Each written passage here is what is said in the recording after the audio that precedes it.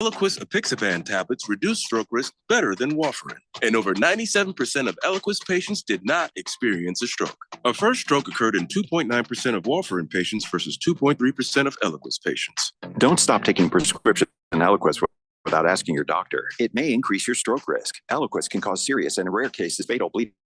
Don't take Eliquis if you have an artificial heart valve, abnormal bleeding, or antiphospholipid syndrome. While taking, you may bruise more easily or take longer for bleeding to stop. A spinal injection while on Eliquis increases risk of blood clots, which may cause paralysis, the inability to move. Get medical help right away for unexpected bleeding, unusual bruising, or tingling, numbness, or muscle weakness. Medications such as aspirin products, NSAIDs, SSRIs, SNRIs, and blood thinners may increase bleeding risk. Tell your doctor about all planned medical or dental procedures. Learn more at Eliquis.com or call 1-855-ELIQUIS. Prescriptions require an online consultation with a healthcare provider who will determine if appropriate restrictions apply. See website for details and important safety information. Price varies based on product and subscription plan. Hey guys, let's talk ED because millions of men experience it, but not everyone can access or afford treatments like Viagra. Hims can help. Through Hims.com, you can access a full range of treatment options for ED through a 100% online process. To start your free online visit and save up to 95%, go to Hims.com/joy. HIMS.com/JOY. Your home has gone way up in value, but have you taken advantage of it? This is Rob Canier with a phenomenal opportunity to tap into some of your home equity, earning tax-free income and eliminating your mortgage payment while staying in your home as long as you want. With home prices leveling off, don't wait to learn more about the new reverse mortgage. This is a safe and proven money-saving and tax-free income opportunity for homeowners age 62 and older. Call me, Reverse Rob, and learn more today at 602-REVERSE. That's 602-738-3773, or download my app by searching Retire Right with Reverse Rob. Hey guys, 13-year NFL veteran and Super Bowl champion Jason McCourty here, and I'm an innovation ambassador at FAIR, Food Allergy and Research Education. I would say the most challenging thing as a parent of a kid who has a food allergy is probably the ignorance that I myself had in the beginning. I didn't know what anaphylactic shock was. I didn't know the dangers, let alone the things that she needed to be able to have a normal life. When you go to drop your kid off on every single time in the beginning, we'd have to go through everything she was allergic to. Preparation is everything. And me, for playing football for 13 years, it was all throughout the course of the week. It's getting ready for game day. When you're on the field, you're playing for your fans. At home, you're playing for your family. My playbook, read labels, keep it allergy friendly, and have an epinephrine nasal spray as a backup plan. Because when my family's safe from food allergens, that's the real victory. Visit foodallergy.org to learn more. KQFN Tempe. Also transmitting on K257CD Phoenix at 99.3 FM and K240 EU Mountain Hills at 95.9 FM. Wherever you go, take us along. Listen to our live stream on our free Fanatic app. Download it today. All right, people, settle down. Because it's time. Time for what? Showtime. When does it start? Right now. 3, 2, 1. Let's get on with the show. Let's do it.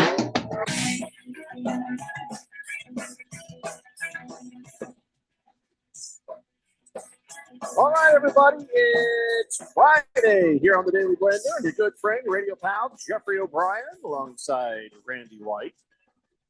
We got Phil, the fill-in, filling in on the board and looking perplexed. Is everything okay, Phil?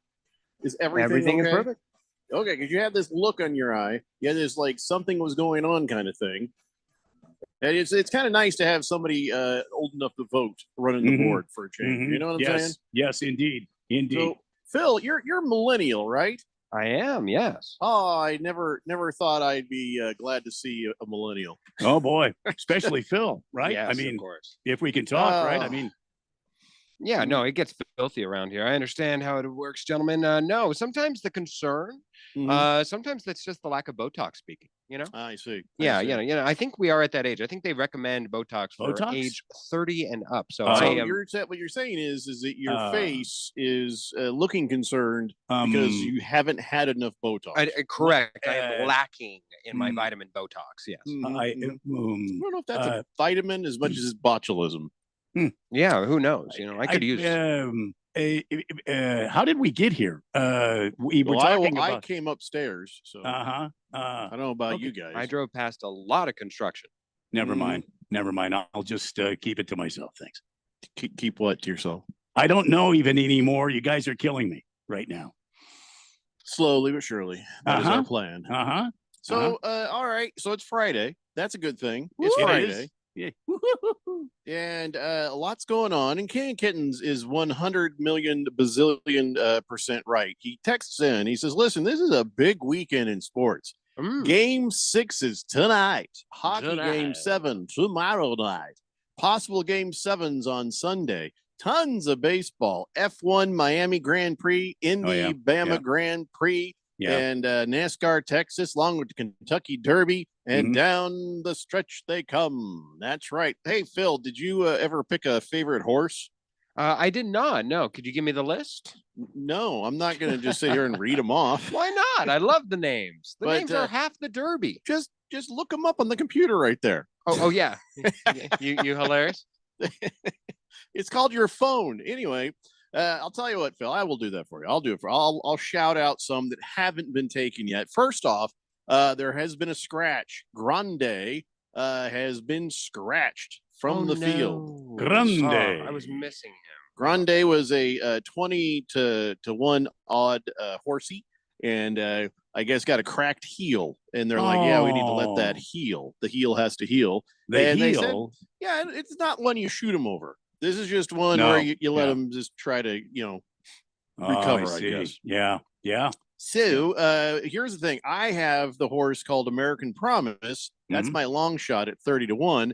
And then I got Journalism as my pick in the 8 spot. And then Randy's got Citizen Bull as his. I still thought that was Citizen Balls, but yeah, I know. okay. I'm All sorry. right. Do you want to change your horse because of that? No. right. It's okay. I didn't have my glasses on. Now I fully understand what I've done. What Randy didn't understand is that he wanted that as his main pick, but that's really a long shot at 20 to 1. And then he took Rodriguez as his other horse at 12 to 1. So that's your main horse, Randy. Yeah. Rodriguez. Rodriguez. So that's the horses you can't have, Phil. So the other ones, there's some great names. It's a long shot. Flying Mohawk. That's a great one. Is it Flying Mohawk? Flying Mohawk. I thought it was Flaming Mohawk for some reason. Either way, it's a great name. Yeah. Oh, by the way, Harris has publisher and render judgment because that sound like Triple H picks. He's a scary little trumper. yeah? Okay. So here's the other horses. Okay, the now, roster. I thought maybe you'd like Flying Mohawk. Oh yeah, I can burn through these fast. Don't act like I can't read. Yeah, fast. please. Oh, he can. Neo Equus, 30 to 1. There's Can you a say long that shot. 3 times fast? Neo Equus. That sounds a little too classy for the Kentucky Derby. I mean, right next to Greek. Flying Mohawk, Right. is Neo Equus. Like, See? yeah. I agree with that, Phil. So F that horse. Yes, get out of here. Final Gambit at 30 to 1. To coincide with the Final Destination film that just released, that's possible. That's Another possible. one I won't see. Yeah. Admire Daytona 30 to 1. I'm surprised Randy didn't pick that. See, Jeffrey Yeah, was me too. surprised about that too, Me but too. I have no real ties to Daytona other than the 500. Other than your admiration? 500. Okay. The other one that I wouldn't give you 10 cents for the place. Oh, well, I think you would. No, If I they said wouldn't. here, you can own Daytona I 500 racetrack for no. exactly 10 cents. Oh, the racetrack? Yeah, I would take that. What do you but think the- was being the- offered for sale to begin with? The city of Daytona Beach. I wouldn't give you 10 cents for the place. Got it. Yeah, I think I would Hey. try maybe 7 cents. Number A, it's in Florida. Yeah, that sucks. Letter 2, it's in Florida. Mhm. And finally, it's in Florida. Okay, here's another one, Phil. 15 to 1 Luxor Cafe, which I'm mad about because I don't think you should name a horse a place. Yeah, that's pretty classy again, but in a different way. It's not snooty classy. It's just like, oh, you know what? Let's name a horse. Where are we? Oh, okay. Well, there's another one that's Mm. annoying. Burnham Square. Shut up. 12 to 1 odds. Mm. And then, like I said, the Flying Mohawk, 30 to 1. And then there's another place, East Avenue. And then there's Tiz-tastic. That's a Phil horse if you've ever heard one. That came pretty close. Yeah, That one is that's 20 the to leader. 1. That's the leader in the horse. house. I think Phil should have Tiz-tastic. Yeah, and Flying Tiz-tastic Mohawk. is definitely. I've got a taste Okay. of the tism anyway, so let's go All right. ahead. Excuse me. Let me give you the rest. Coal Battle, Sandman, enter the Sandman. Oh, yeah. Sovereignty, Chunk of Gold, Mm. and Owen Almighty. Owen Almighty. You know what that is? That's a rich guy who lost a bet to another guy on a yacht poker night and said, "Hey, now you got to name your horse after me." I think it really strikes me as somebody who liked Evan Almighty, the movie. But he's a that- big Owen fan. Or maybe his name is Owen. I don't know the Could facts. be. Yeah. So, all right, Phil, who are your horses? You get a long shot and you get just like, I think this dude is going to actually win. All right. Tistastic is my actual win. At 20-1, Yeah. could also be a long shot, but that's your horse.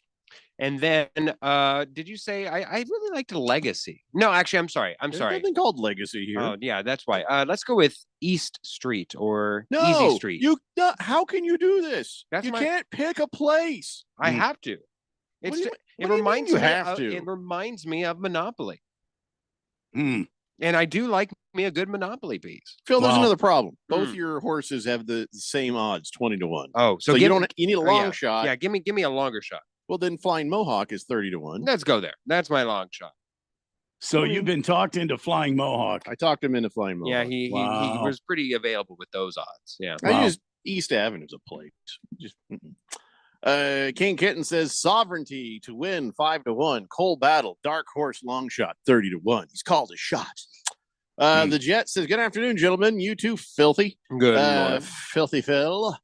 Randy, can you please pour me a tall Coors Light? Oh man, be happy to. Get that man some water. Donnie says, Randy strikes me as a Florida vacation guy. No, Randy strikes me as I'll never go to Florida because I have good taste and good upbringing. Did you see that story about the guy who rescued a bald eagle who fell into the swamp from a alligator? Now, is he a patriot or is he just from Florida? Because he was indeed from Florida. I'd say both. Yeah, with his wife cursing him out from the sideline, saying, God damn it. Yeah, yeah. And while he's wrestling the alligator against the symbol of America, the bald eagle, apparently two were up in the air and one lost. The loser fell into the swamp and he saw the danger of the alligators circling. And so this man went just threw his flip-flops, threw his chanclas off to the side and went inside and saved Those that are bald a eagle. weapon. He should have brought one with him. He should have, Well, yeah. now wait a minute. Let's think about it. So what I hear you saying is two bald eagles. They were fighting in the sky, or something. They were fighting in the sky. Well, they also do other things in the sky. I don't think so. But they you're saying I don't do. They don't do the jungle boogie in They the do sky. the jungle boogie in the sky. No, they I lock think up and they hurtle towards the earth at maximum velocity, and then they got to break away from each other before it gets too crazy. All right. Well, if they were fighting, I say, it's Street Fighter rules. Finish him. Yeah, if I were standing there and I saw this bird bloop, I'd be like, that's a shame. I mean, I'm not going in to help the bald eagle, even though it is the symbol of our country. I'm just like, they'll make more. I'm not worried. In fact, they've rebounded from being endangered. Now there's just tons of them. We're filthy with bald eagles. So Well, if I saw that and there's alligators, I'm like, well, I hope you can swim. I'm not going after you. Wouldn't say filthy with them. If a puppy, I've seen the video of like old ladies and old dudes going in and grabbing the alligator and pulling its mouth open to save its puppy, I can understand going in to save a dog. Yeah. By the way, today is Buddy's 4th birthday. Oh, happy birthday. Happy All day is the right. day. Happy birthday. Yeah. Of course, he's a dog and he doesn't know it, so he's a little grumpy. Well, I went there's over that. there to pet him, and then Bevo came over and he's like, hey, don't interrupt me getting pets. And then he got all like huffy, and now Buddy went down the stairs and he's just sleeping down there and she's like this. So yeah, he gets a little jealous. Yeah, He gets I could see celoso. why. I could see why. Anyway, Walter Mellon says, what a blessing for today's show. Thank you for showing up, Phil. I don't need to dim anybody else's candle in order to make mine shine brighter, but thank you. Appreciate the compliment. You're not allowed to have candles in there, Phil. Well, I'd like Yeah, a we good- can't have that since that last incident. Yeah. The fire marshal will shut us down. What about a nice sage? No, nothing flammable. Here, can I tell you something that actually did happen in real life? What? I can't remember where this was, but there was a talk radio station, and one of these little weekend public interest shows, right? has the fire marshal on. And so the fire marshal comes in, they're asking him questions. He's like, oh, yeah. And he's very friendly and everything's great. And so then Saturday, this happens where they got the fire marshal on the show, and everybody's like, wow, this is great. He was really cool. He was nice and everything.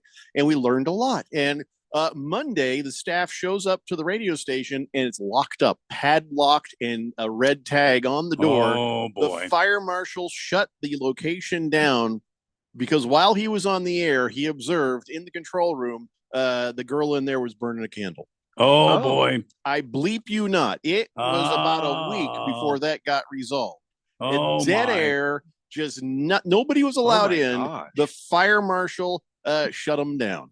Wow. Could have just said, hey, by the way, you shouldn't have that candle on or else I'm Could've. gonna have to shut you down. No, didn't say a word. No. Just shook hands, smiled, said, hey, thanks for having me on. Nothing. Just left and then shut them down. Struck So in the that is middle why of in the radio night. broadcasting, we never, ever, ever will allow any kind of flame ever outside of like the kitchen. And even then. No, we don't even do that. Yeah. Do you No. trust James to go in there and I was just thinking about flambe? that. Yeah. James will set accidental fire to everything. Yeah, oh, yeah. Yeah. Average Joe wants you to know that eagles do not mate in the air. They may dance or other things, but they mate in a nest or a perch. Yeah. It's not what I heard. There are certain birds who do that. They in the They air. do. They do. Do-do. They do. He said doo-doo. They like a little action to their action. What? The Jet has a very Machiavellian type thought process on the Eagles. He says, bald eagles are a symbol of our great nation, but when they fight and one loses, the loser no longer the symbol. Let them drown. Well, if I had a net, I would help the bird. But still, if there's an alligator in there and I'm like, hey, start paddling. Yeah, it wasn't the fear of him drowning. I think this 69-year-old guy, apparently it's all caught on camera. You can go look up the video and everything else. But and it's quite impressive. But this guy, he was worried that the alligator, I think there's one thing to allow a bird to drown. It's another to see its demise in the form of an alligator death roll and just sit by and let it idly happen. Wait, the gator caught the bird and was doing it was the infamous death roll move. I think it was going to had it gotten Definitely not getting in that water. No, Oh, my God. No, once Wow. it's rolling. That's man of the day right there, whoever that guy was. Dumbass of the day at the same time. Oh, yeah. Okay, maybe. I mean, what is wrong with okay. this guy? Well, he was saving the eagle. You know, if Benjamin Franklin had his way, it would be the turkey. That Yeah. would be the national bird. And Thanksgiving would be a lot more awkward. Mm. Or maybe more patriotic. I don't know. Or we'd Could be be. eating eagles. Yeah, it could We'd be. be eating bald eagles every Yeah. Thursday, at the end of the month. Well, what did Franklin know? He got electrocuted by flying a kite in a thunderstorm. So That's the key. He was a little weird. And Yeah. all that gonorrhea made his brain kind of. well, yeah. Tons of STDs. Oh, yeah. Yeah. He bleeped his way through France like nobody's business to get us the money for Absolutely. the war. Yeah, he enjoyed his time in France. That's for sure. Scratch Me Because says, where does Jalen Hurts or Saquon Barkley mate? What? I'm thinking wherever they feel like it. Saquon Barkley on the golf course, apparently. Nice, hotels or whatever bedrooms. I don't know. I mean, it's not my business. Jalen Hurts apparently in his nice and just modest apartment right next to Philadelphia Eagles training facility. Apparently, that's right. yeah, remember he doesn't own a house in Philadelphia. He spends his time over there in a very modest, very unassuming apartment, right? Because he's like, I value the location, I value my time and my commute, and I don't feel like I like any of those places that are very expensive houses. I don't need a fancy house. I just need somewhere to live during my time that I work, and I can respect that. As do I. I was like, that is oddly refreshing. I don't know how. I mean, especially given those Philly fans and how fanatical they can be. I don't know how smart it would be to even give them the info that, hey, he's in an apartment place somewhere near here. Because eventually they will turn on you. They love you right now, but they will turn on you eventually. But that's my only thing. The fact alone is great. Big George says, the Diamondbacks, look at that, open up a big 3-game weekend series against the Filthy Phillies in Philadelphia. Let's cheer on our Diamondbacks to victory. And it's a good time, too. I mean, I don't know if we're talking any Diamondbacks today, but the Phillies are in a spot where they're not playing real good baseball right now. Their bats are kind of hit or miss. Their pitching's not so good. Last night's game looked like they were a bunch of little leaguers. So anyway, listen, we can talk whatever we want today. It's Friday for one thing, and the other thing is, I didn't prepare much. So you just go ahead and talk about whatever you feel like, Randy. I was just saying, Phillies didn't look so good. So Diamondbacks coming in. That's all you want to say? Oh yeah, I'm just the Phillies are not. They are not sinking. Let's just say they have the exact same record that the Diamondbacks have. Yeah. Yes, they do. But how they got there is less impressive, Jeffrey. That's the key, apparently. How they got to their record or to Philadelphia? No, I'd say the record. Philadelphia, how you get there anytime is impressive. Also, Philadelphia is favored to win in this contest. The spread is 1.5, but the money line is minus 155 in favor of the Phillies. Well, that's okay. We'll have to beat that money line. Oh, I see why now. I see. Yeah. You know what it is? We got Merrill Kelly on the mound. He's got a 4.41 ERA, but they have Jesus. And Jesus has a 1.73 ERA. I believe that's Jesus. Dude can walk on water. So if this was at Chase Field, he could just walk right across the pool in the Jeffrey, no. Jesus. That would be very impressive if his pitching could skip across water, like walk across water. And they could fill the entire stadium, kind of like Gladiator 2 style. And then have a water baseball thing. That'd be always comes that trying to put the Christians in front of the Gladiator thing. I get it. Mm-hmm. But no, yeah, Jesus is a good pitcher. He's won 3 games already this season, no losses. His whip is 1.07. Yeah, it's walks, hits in innings pitched. Is that stat? Whip. His whip. Well, that game starts at 3:45, and we'll keep you up to date on what's happening, because why would you change the channel from this? The Jet says Jesus wants hits a basis. What? Empty grand slam to win the game. I have no idea what that I love English when it works. Fish Tank says Diamondbacks and Phillies, Braves versus Dodgers this weekend. Let the Diamondbacks and the Braves fans be friends this weekend. Yes. No. Yes. No. What? No? Why? No. Because no.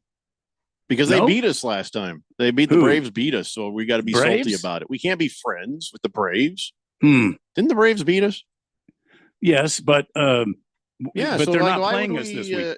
That's not the point, Randy. They're playing the Dodgers. We can't be friends again until we beat them. Why can't we be friends? I ask again, why can't we be friends? Why can't we be friends? No, I explained it to you. Why can't we be friends? Why can't we be friends? Because Phil's singing. That's why we can't be friends with Phil singing. Thanks, Phil. Way to go, Phil. I'm sorry. June 3rd is when we play Atlanta again with a 3-game series.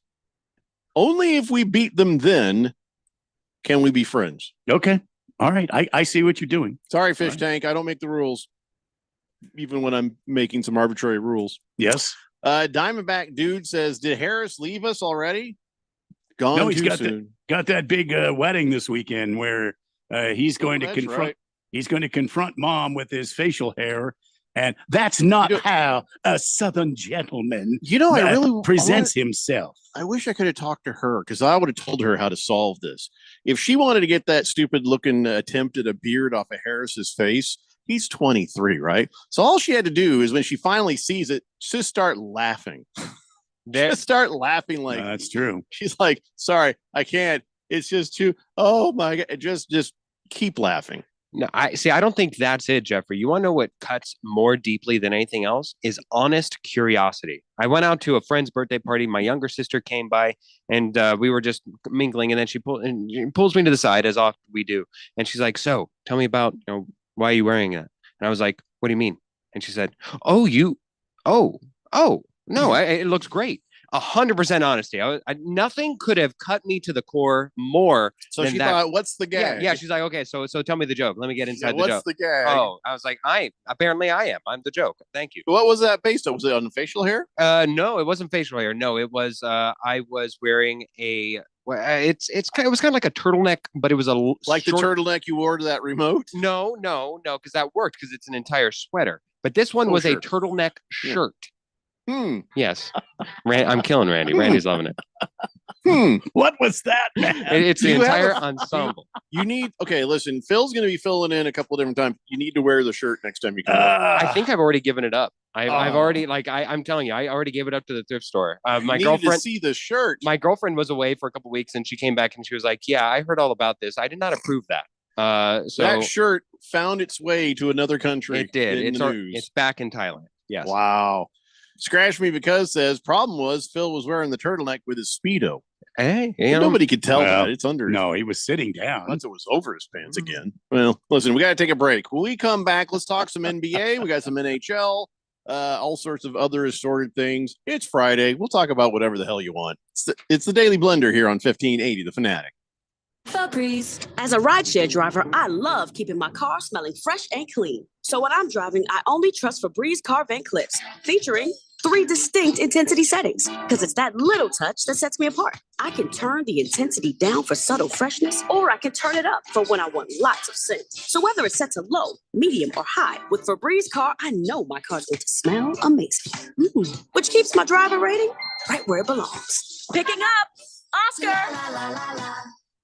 Is reviewing life insurance on your to-do list? Now's the perfect time to add it. A friend recently told me that securing life insurance sooner rather than later can help you lock in lower rates for years to come. So I bumped this up on my list and got it done. I called SelectQuote and couldn't believe how easy and affordable life insurance is. I'm 40 and got a $500,000 policy for $16 a month. My husband's also 40, and his $500,000 policy was only $18 a month. Plus, with SelectQuote's same-day coverage, there was no medical exam required, and we were covered by the time we hung up. Knowing I have this checked off my list feels amazing, but the peace of mind knowing my family is protected feels even better. Call SelectQuote at 1-800-694-1010.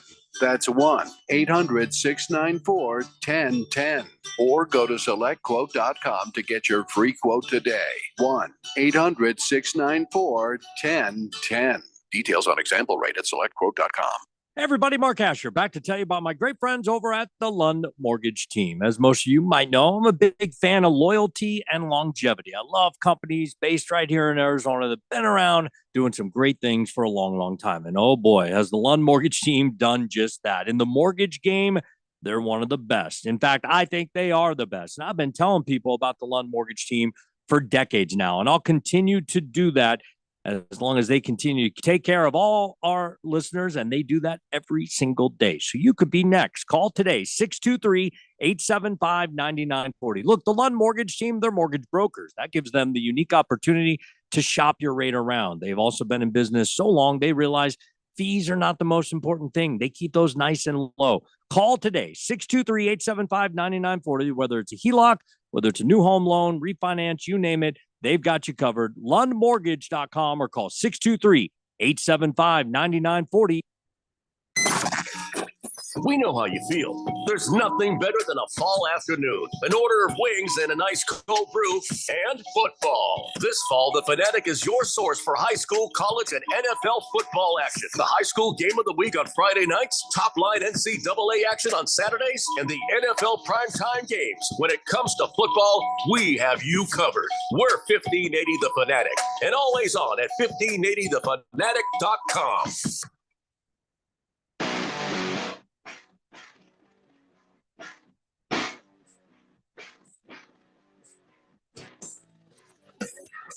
Ooh, yeah.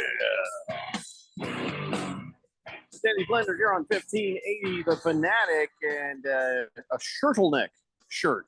A shirtleneck. Not bad, Walter Millen. That's pretty good. Yeah. Shame you got rid of it. Oh my God. It was light blue. So it had a springtime feel. But again, it's like, are you protecting your neck from the winter? But it's a shirt. I don't know. You should have said, you just look her dead in the eye and say, I'm trying to cover up the rope burns. Just let her. What? Big George wants to know if Ralph is okay. Yeah, I know. His Lakers, Kings, eliminated. And apparently LeBron suffered an injury in that Game 5 loss. So it wouldn't have been optimistic even going forward. Did he though? Did he really though? Yeah, according to lore, he suffered an MCL sprain And I'm like, flopping is a younger man's game, I guess, because he was not able to withstand injury from the old flopperooski that he was doing. But, yes, flopperooski. Yeah. So I guess that's the end of that. I mean, it's the end of that anyway. Yeah. I don't know if he's coming. He'll be back. He's got to have his little LeBron farewell tour, the little ego stroke that he's going to need on his way out the door. Yes. But you're right. You're right, George. He did end up getting hurt. I don't know how much, but let's talk a little bit of NBA real fast. Hold on. Diamondback Dude says, when you say you'll talk about whatever we want, does that include WrestleMania and Phoenix Rising Soccer? No. I will not talk WrestleMania. Day one was better than day two. Itty bitty bits of Phoenix Rising Soccer. I mean, I got respect for that team. It's not been great lately, but they've had some good stretches, and I'll give them respect. But WrestleMania, no, not now, not ever, never, ever, ever will I ever give any kind of legitimacy to fake wrestling. I mean, day one's main event was much better than day two's. You didn't watch, you liar. I didn't watch, but I got the lowdown. I watched the Who thing gave about you the lowdown? Highlight packages. The highlight packages. The highlight packages of WWE. Who won WrestleMania? Well, it depends on what match you're talking about, but it was No, John there- Cena. there's one John guy. Cena won Well, that's his too 17th world record. That's He too beat out easy. Ric Flair. Ric Flair, sobbing ball with the nature. Woo! To be the man, you got to beat the man. Or it has to be scripted that you beat the man. But hey, don't Just let a the bunch of facts. damn fake wrestling. Don't let the facts get in the way of a good story. Yeah. Anyway, I'm never, ever, ever, ever going to care about fake wrestling. Ever. So Diamondback Dude, if you have something to say about Phoenix Rising Soccer, be my guest. I mean, I'm trying to stay awake and pay attention, but I mean, I'll at least entertain that. So there. So the basketball playoffs starting to come into focus. Now we only have a couple more games to go until we start moving on to that next round. In fact, yesterday the Knicks took the Pistons out. I guess that's why we haven't heard from Ringless Joe. Yeah, maybe he's got to be smarting. Yeah, that was a very, very physical series. I mean, sometimes, you look at the Oklahoma City Thunder. They swept their team, the Memphis Grizzlies, who were a Ja Morant-less abomination by the end of that series. And it was an unimpressive yet dominating sweep. However, sometimes you have a gentleman's sweep, and it can be the most contentious gentleman's sweep ever, which is a 4-1 favor of the winner, obviously.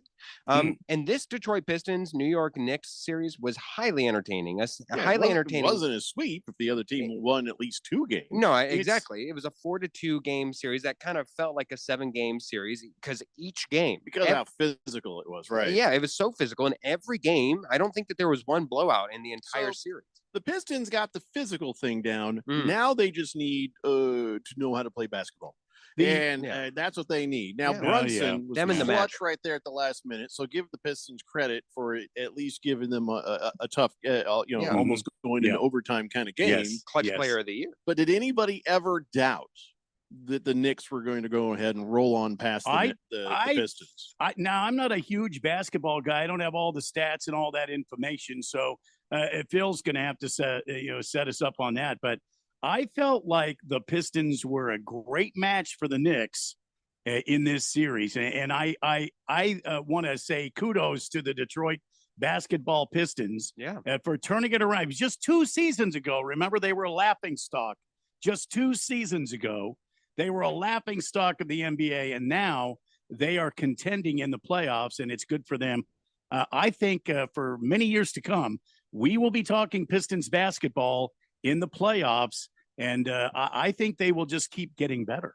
Yeah, you look at both the Pistons and the Knicks entering the series. You thought that the Knicks were far and away the better team, that they would win, maybe steal a game in Detroit. 5 games. It was not the case. They were an inch better. That was all that they were. And now, whether or not that is an indictment on the Knicks or whether or not that's just positivity towards the Detroit Pistons and their future will actually remain to be seen here in the Boston series. And you felt like regardless of how the series went, either team was going to have the luxury to be swept by Boston. But that being said, you can't help but feel just incredibly optimistic and positive towards the Pistons' future, and especially towards Cade Cunningham. He really alone took a step forward into the prominence and wherewithal of the entire NBA nation watching. Well, the truth about the Pistons is, and it is true, they're just a piece maybe too short. Oh yeah, of really being a great team right now.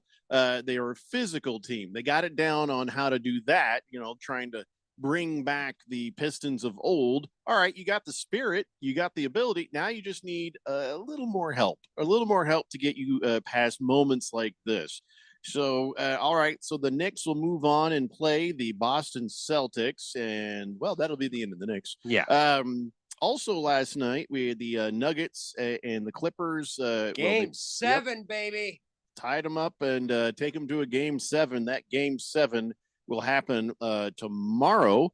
You can bet your 401k on the Nuggets, because you know who's also going to Game 7? Mr. James Beard Harden. Mr. James Harden is always going to James Harden. And anytime that the pressure ramps up and you just see him, and really, honestly, perhaps this entire series was a matter of who is not going to show up in the game, and that will be the determination. Is it going to be Russell Westbrook either saves the game or destroys the game for his Denver Nuggets, or is it James Harden just absolutely no showing in any of the What would happen moments? if you just bench them both?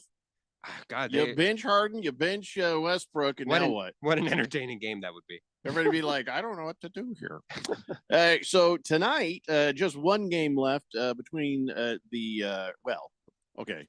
maybe one game left between the Rockets and the Warriors. I think everybody feels like the Warriors will probably take this and finish it off tonight. I don't feel that certain. Like, I picked the Rockets before the series, so maybe that's where a lot of my bias will be in this picking.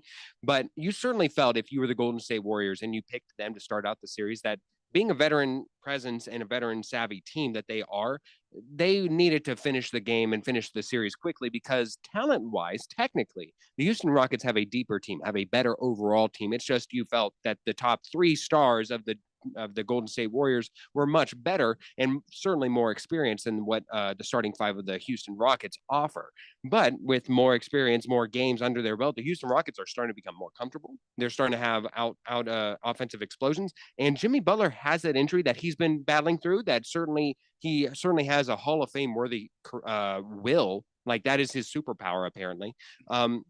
But you wonder that if they are now comfortable in this setting, if they are now comfortable in their footing in the playoffs for the first time of any well-being, and if it goes to a Game 7 in Houston, I don't think that that's actually an environment that the Golden State Warriors want. You certainly want to end it here tonight. This will be an incredible and very interesting game. Well, they either end it tonight or they have got to get it done on Sunday. And then, of course, Sunday, Game 1 of the East semifinals between the Pacers and the Cavaliers start. So one way or another, the next round is going to begin next week. So here we go. I don't know who's going to win because I don't have a crystal ball, but we can take a look at the 2 matchups that we do know about. I feel pretty confident to say that the Celtics will beat the Knicks. And as far as the Pacers and the Cavaliers, that's also a 4 game. Right now, the Cleveland Cavaliers are playing the best basketball. Right. Like, Oklahoma City also had a sweep in there. So, I mean, you have to give, but they did. Shea Gilgeous-Alexander, SGA, did not look impressive at all. He did not look comfortable. He looked like he was the only person being focused on by the defense of the Memphis Grizzlies. And now the Memphis Grizzlies are overmatched, now talented. So they simply did not have the horses to match up to Oklahoma City Thunder. You look towards next series to actually determine whether or not they are worthy of their number 1 contender status. But the Cleveland have incredibly the part. They have certainly fit the shoes. They're not allowed to have horses on the court. No. Unless the Denver Broncos are visiting the Denver Nuggets during a playoff. That's not even allowed. Yeah, no. Yeah, because what if Don't be horse, a child, Phil? Yeah, what if a horse defecates? Yeah, I get it. Fish Tank says, I don't know what it is, but I really hate the saying "gentlemen sweep." You sweep or you don't. Sort yourself out. I kind of agree a little bit on that. I think it's so classy. I love it. It's just like, I imagine somebody on the Titanic. A monocle has to be involved. Yes, I imagine somebody on the Titanic saying, "This way, sir, your lifeboat." And then you look and you see that one guy who's on all the commercials saying, "It's got a hole in it. Let's slap it."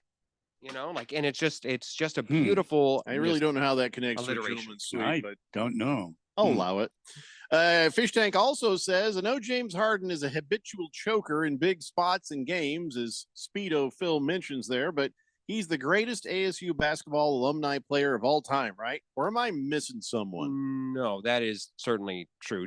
James Harden is an absolute first ballot Hall of Famer, especially in the NBA, and Does he how have a easy ring? their Does he selection. have a ring? He does not. That's He no. came close. Yeah, He's been in the finals, of course, against LeBron when he was when he was the infamous sixth man of the Oklahoma City Thunder, and he certainly brought the Golden State Warriors with Kevin Durant to the brink of elimination at a Game 7 a couple times. But no, does not have a ring. I don't think he's going to get one. The only thing I could say is that he could very easily be his game is going to mature very well. It's not a real physical demanding game like Giannis or Shaq, what he was back in the day, where he aged very quickly. He'll be like more like Steph Curry, where he just ages very gracefully. So if that's the case, he could title hop and then go find a team that he just happens to be a tremendous six man and win. So I'm not prepared to say no, but as the number one option as a starter, I do feel comfortable saying no. So I think we can all agree that the Celtics should beat the Knicks and the Cavaliers should beat the Pacers. If we get between the Cavaliers and the Celtics, who do you got on that? I got the Cleveland Cavaliers. I right now you have yes, because I think that the Cleveland Cavaliers are at first you would say a poor man's Boston, right? But right now the poor man's Boston is fully healthy and they are firing on all cylinders. Whereas the Boston Celtics, that 5-game series against the Orlando Magic was incredibly detrimental to the Boston Celtics' health. You saw them come out of there literally bloodied and bruised, with Jason Tatum injuring his hand, having to sit out one game. Kristaps Porzingis having a blood smattering like strawberry jelly across his face. Oh boy! And then even Jaylen Brown, he came into the playoffs injured, having to take some shots for a knee issue, and then came out injured as well out of the Orlando Magic. It was incredibly physical playoffs throughout the NBA this year. We'll see about the New York Knicks. They're not as physical, but you have to think that across that timetable that they certainly are rife to be more injured. And if there's an important injury for the Boston Celtics, the Cleveland Cavaliers look completely up to the task. Yeah, but the Boston Celtics have had time and will have had enough time to sort of get some rest and relaxation and recovery. I'm still going to take the Celtics, I think, against the Cavaliers by time they get there. Time they get there. We'll see how we get there. I think we're all in agreement that the Boston Celtics will win against the New York Knicks. I just wonder if that is in a 6-game series or in a 4-game series, as I predicted the Cleveland Cavaliers to finish up Indiana. And because they'll have time certainly to rest and game plan against Boston. So I wonder, is there anyone in the West that is up to taking the Cavaliers or the Celtics? You would have thought the Lakers, but of course they certainly No, I wouldn't have. Well, okay. I called that one a million rational person times would have over. thought the Lakers heading Not just because of the hatred. I knew that they would choke against the Timberwolves. The only two contenders right now are, of course, the Oklahoma City Thunder. They haven't looked impressive, but they didn't need to, and they still, yeah, they haven't needed to, and they certainly still blew them out. So maybe even their second best shot is just too good, and they've been the best team since the start of the season, starting out 7-0. So the Oklahoma City Thunder, you have to give them their respect, even though you wonder where they haven't taken their lumps getting to this, and usually the NBA is a baby step league. The other one though now is Minnesota. Minnesota does have the star capability. Anthony Edwards does not need to force his shot in order to get his role in the offense going. He certainly gets his ebb and flow, gets his points in the ebb and flow of the game. And they have size problems for a lot of teams. They've already shown that they can match up very well against Nikola Jokic, the best player in the NBA. They've shown that they can beat a very good team in the Oklahoma City Thunder prior in this hot spurt that they've been on. Julius Randle was really their weakness that you thought heading into the playoffs, where he had kind of a James Harden persona, and he certainly has, at least through one round, taken that down a notch. So we wonder whether or not he can keep that up. That being said, those are the only two I see. Houston, great story against Golden State Warriors. You don't know. Golden State Warriors seem doomed, no matter whether or not it's this round or the next round. Well, I guess it'll all get figured out this weekend, at least for the Rockets and the Warriors and the Nuggets and the Clippers.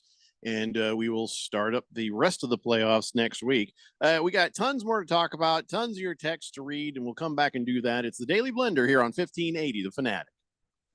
I want to learn how to cook, but I keep ordering takeout. Accomplishing goals is hard, but when your goal is to learn a new language, Babbel makes it easy. In just 15 minutes a day, Babbel will help you start having conversations in as little as 3 weeks. Words and phrases you'll actually use.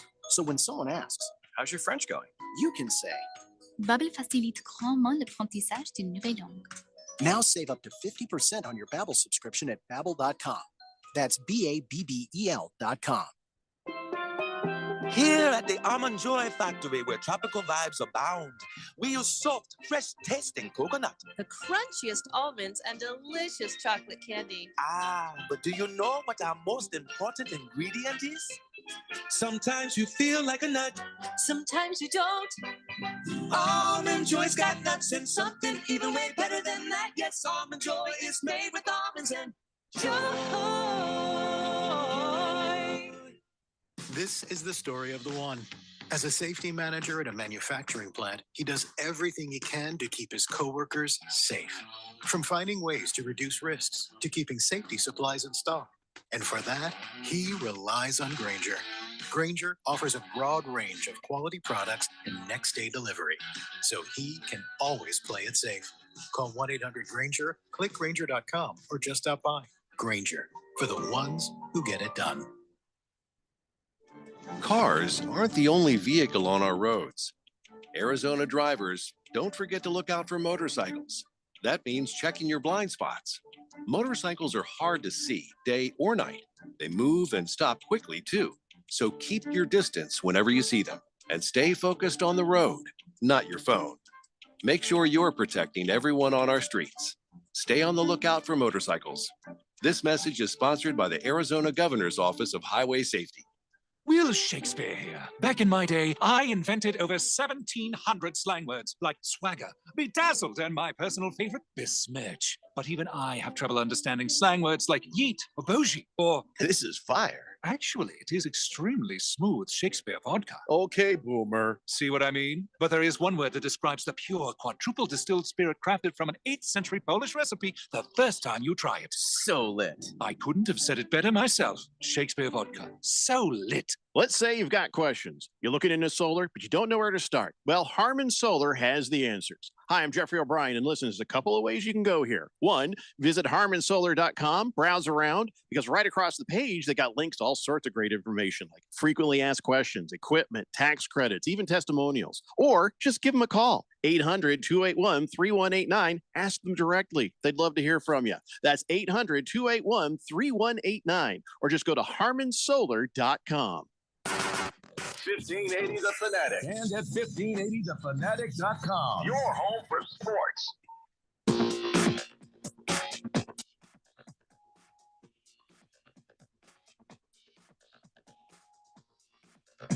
Hey, Blender here on 1580 The Fanatic, and Walter Mellon says, are they called the Detroit Pistons because of Detroit Motor City?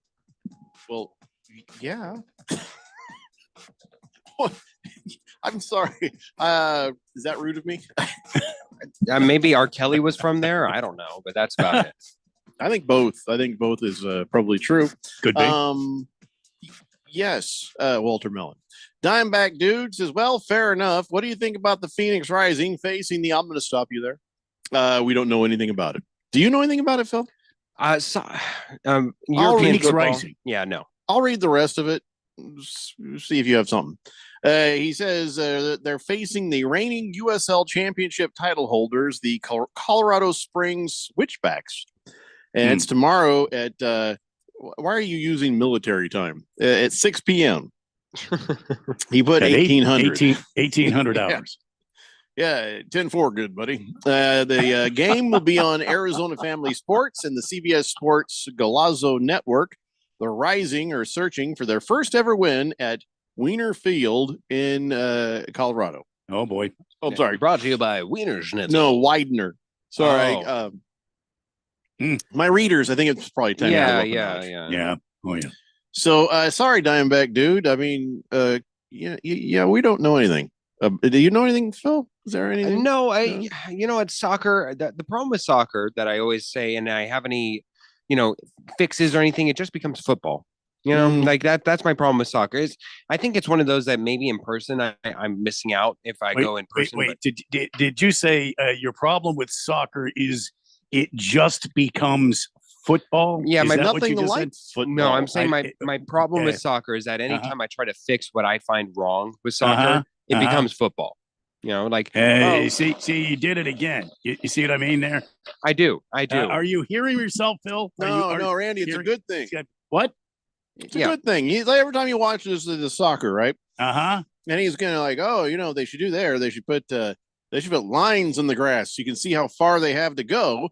And then he's like, what they also should do is instead of a goal, they should have like big yellow posts they can kick the ball through. And you should be allowed to run into somebody, not get a red card. You should. Okay. What we do is we put some pads on them, and so every time he tries to sort it out, it becomes football. Okay. All right. I'm square now. Sorry, Phil. I just speak fluent Phillies. I was not able to follow you on that. You were blowing my mind, man. It's all right. I often do that. Moist one says Widener. I hardly know her. What?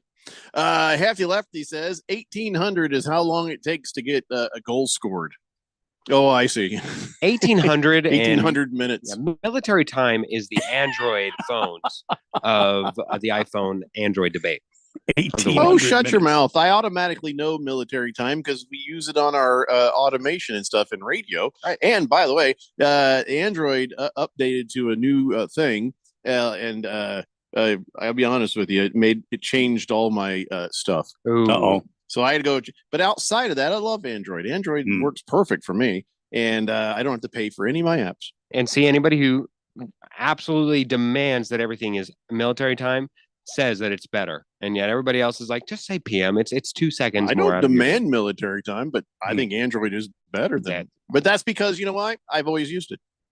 And you hand me an iPhone, I'm like, this is dumb. Just like somebody with an iPhone goes to an Android, this is dumb. It's just what you started It's out what you're using. used to. Yeah. Some of us use Cool Edit. Some of us use Audition. It's the same damn thing, really. Just slightly different buttons. Mm-hmm. The only difference is my apps are free.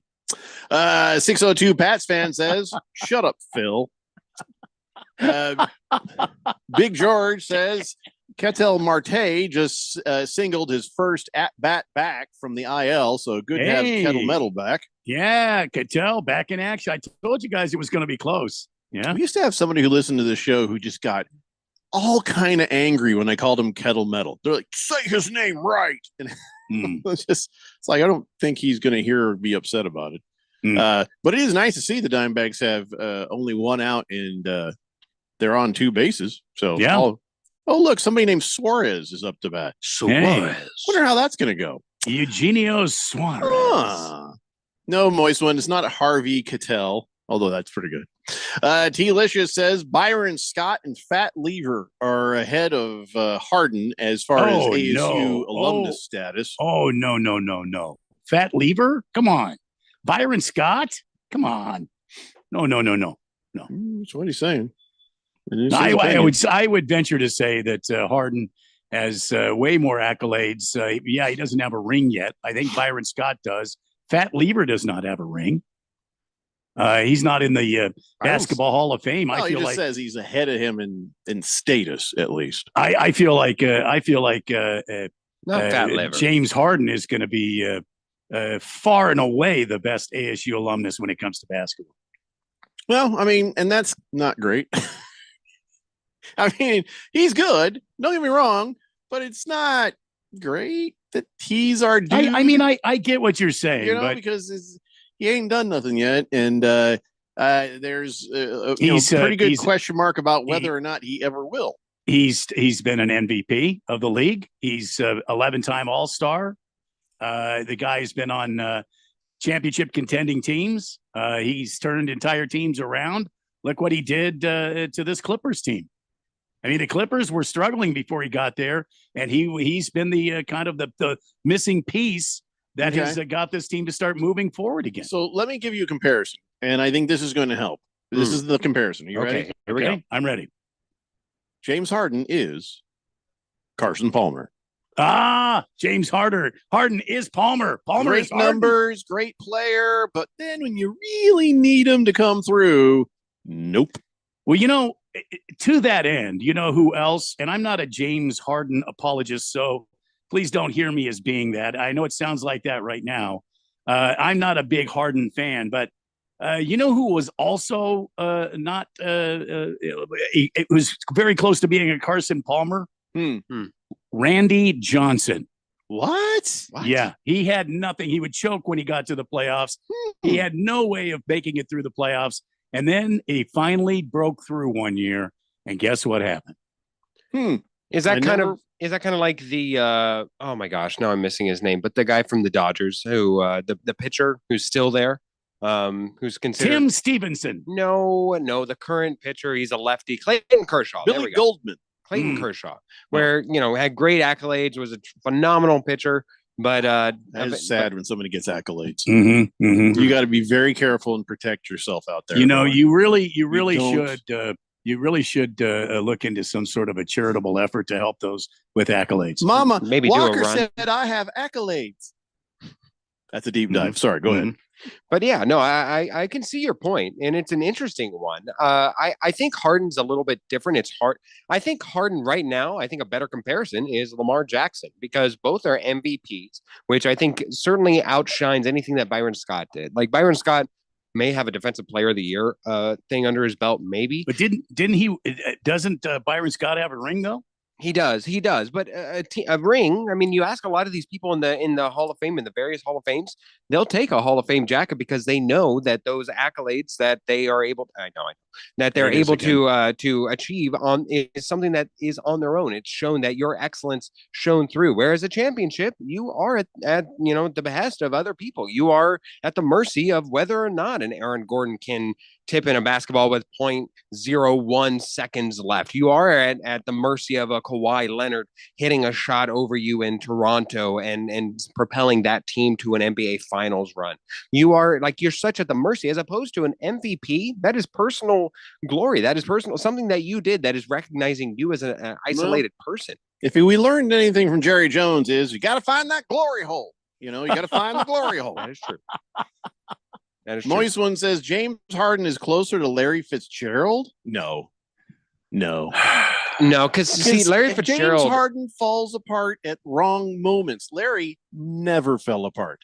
And also, you can't compare him. Larry Fitzgerald had made the absolute most out of the two times in his entire career that he had actual, not even Hall of Fame, but Pro Bowl worthy quarterbacks. Obviously, Kurt Warner was a Hall of Fame worthy quarterback, but he came in a little older, certainly when in an age where quarterbacks were not aging gracefully. And he certainly made the absolute maximum that he could with what he had of Kurt Warner, made a great resurgence late in his career with Carson Palmer. Yeah, no, Larry Fitzgerald was if anything, consistent at his greatness and excellence.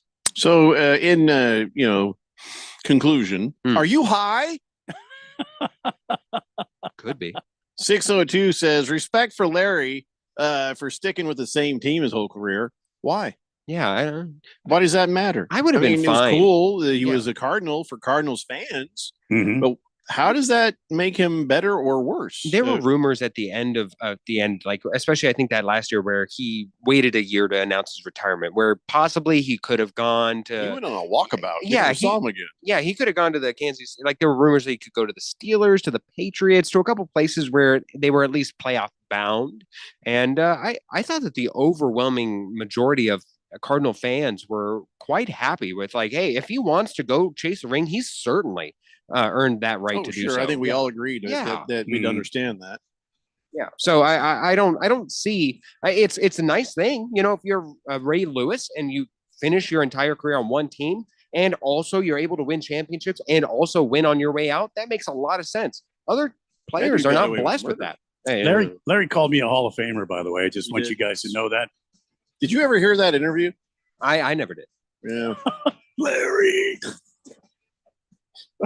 Randy and I did great. Eric Cohen, however, literally choked. Larry! Oh my God. We got to go find that in the annals of the report log. Excuse me? Tank says, remember Robert Horry? 7 rings, no Hall of Fame. Okay, Fish Tank. Gotta go. Daily Blender here on 1580 Fanatic. Febreze. As a rideshare driver, I love keeping my car smelling fresh and clean. So when I'm driving, I only trust Febreze car vent clips, featuring 3 distinct intensity settings, because it's that little touch that sets me apart. I can turn the intensity down for subtle freshness, or I can turn it up for when I want lots of scent. So whether it's set to low, medium, or high, with Febreze car, I know my car's going to smell amazing. Which keeps my driver rating right where it belongs. Picking up, Oscar! This is the story of the one. As a safety manager at a manufacturing plant, he does everything he can to keep his coworkers safe. From finding ways to reduce risks to keeping safety supplies in stock. And for that, he relies on Grainger. Grainger offers a broad range of quality products and next-day delivery, so he can always play it safe. Call 1-800-GRAINGER, click Grainger.com, or just stop by. Grainger, for the ones who get it done. Here at the Almond Joy Factory, where tropical vibes abound, we use soft, fresh-tasting coconut. The crunchiest almonds and delicious chocolate candy. But do you know what our most important ingredient is? Sometimes you feel like a nut. Sometimes you don't. Almond Joy's got nuts and something even way better than that. Yes, Almond Joy is made with almonds and joy. Mom, where are my keys? Why do I have to take out the garbage? I'm too sick to go to school. Quit hogging the bathroom. If you're having a hard time living with all the noise, it's even harder to live without it. One fake fentanyl pill could cost your child their life. Learn how to talk to your kids at talknowaz.com. This message is sponsored by Substance Awareness Coalition Leaders of Arizona. As we plan for our retirement, there are 4 questions we need to ask ourselves or our retirement planning advisor. How much? How long? How safe? And what cost? Let's start with how much.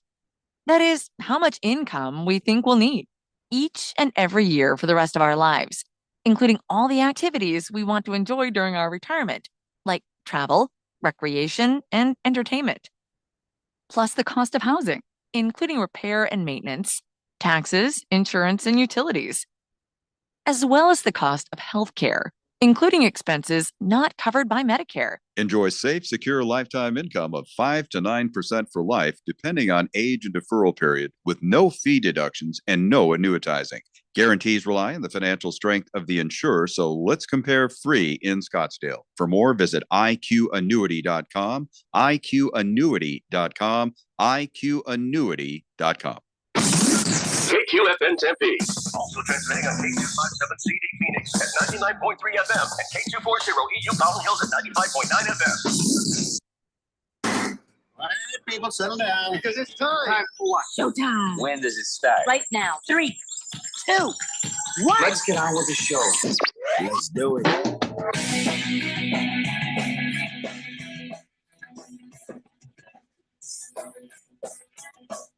All right, everybody, it's 4 o'clock here on the Daily Blender. I'm your good friend, your radio pal, Jeffrey O'Brien, alongside Randy White. We got Filthy Phil the filling in, and you guys are on the Fanatic text line, 888-368-1580, as we broadcast live in the Harmon Solar Studios in Scottsdale. And Bass Slappa says, hey, did you hear about the big parade June 14th in Washington, D.C.? Lots of fun. I don't know what you're talking about. I've not heard about that. Can't say I understand either. Yeah. Well, I guess if they want to have a parade in the hottest, muggiest time, what sports team for? Why would you do that? Hefty Lefty says, outside of championships, Harden, okay, in the last hour, in case you're just joining us, we were talking about James Harden, of course, probably the best basketball playing representative of ASU. There had been some arguments about maybe some other players. But Hefty says, outside of championships, Harden has the best resume of any basketball player from Arizona University. That should make you a Sun Devil fan happy. Yeah, I mean, it does me. I'm not proud of James Harden.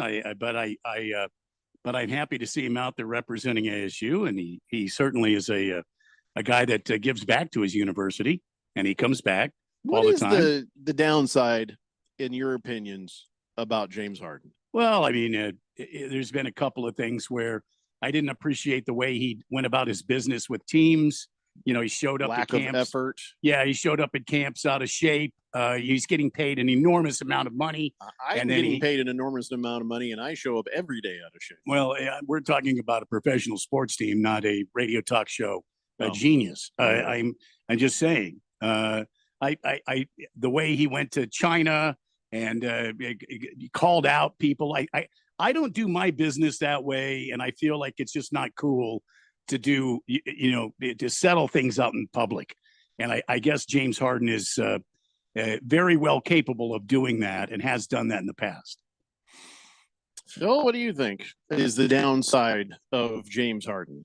I think it's changed over years. Like at first, it was understandable, right? At first, he wasn't expected much as a sixth man, and therefore it was hard for him to get a groove as he became more of a heliocentric, ball-demanding player that he deservedly became. The next step in iteration was his time when he was with the Rockets, and at that time, what I think you saw was he certainly put forth a bigger effort towards the regular season, dominating it in such an overwhelming fashion that he put up MVP caliber numbers and eventually won one of his own, and arguably two. He should have had a second one, many would argue. Regardless, he put up so much effort in the regular season, gave you such an overwhelming effort that it was obvious and evident that he was exhausted and tired from carrying teams that otherwise would not have accomplished nearly what they did to heights unknown into the playoffs. And then you could see it whenever his jumper would fall short. That's usually all legs. That's usually due to exhaustion. And in part to what Randy had mentioned as well, that he was out of shape. It was a bit of both. So I'd say that. And then as you continue to fail and your role gets reduced, as comes with age, I think one led into another, whereas yes, that kept happening until eventually it becomes a psychological factor where now you're no longer considered clutch. You are consistently coming up short. And now you have that. Now that's a thing that it becomes a trained, learned behavior. It hurts a little bit because it feels like Phil is talking to me. He keeps saying you're coming up short. And I feel, I heard that. Hurts. I think he was talking to you, Jeffrey. You just didn't measure up to the task, See? Come on over here. I'll show you. Hefty Lefty says, outside of championships. Wait, no, I read that. Sorry. Bruno Baller says 2016 Oklahoma City team with James Harden, Kevin Durant, Westbrook, really good team, and was up 3-1 and still could not finish the task. Yeah. I mean, I'm not saying he's not a choker. Okay, or a guy like Phil says eloquently that's not ready for the postseason because he gives up so much in the regular season and it wears him out. I'm not saying that at all, but I feel like as far as being an alumnus of ASU basketball, and if we're talking about a guy that's should be recognized as the top ASU alumni basketball representative.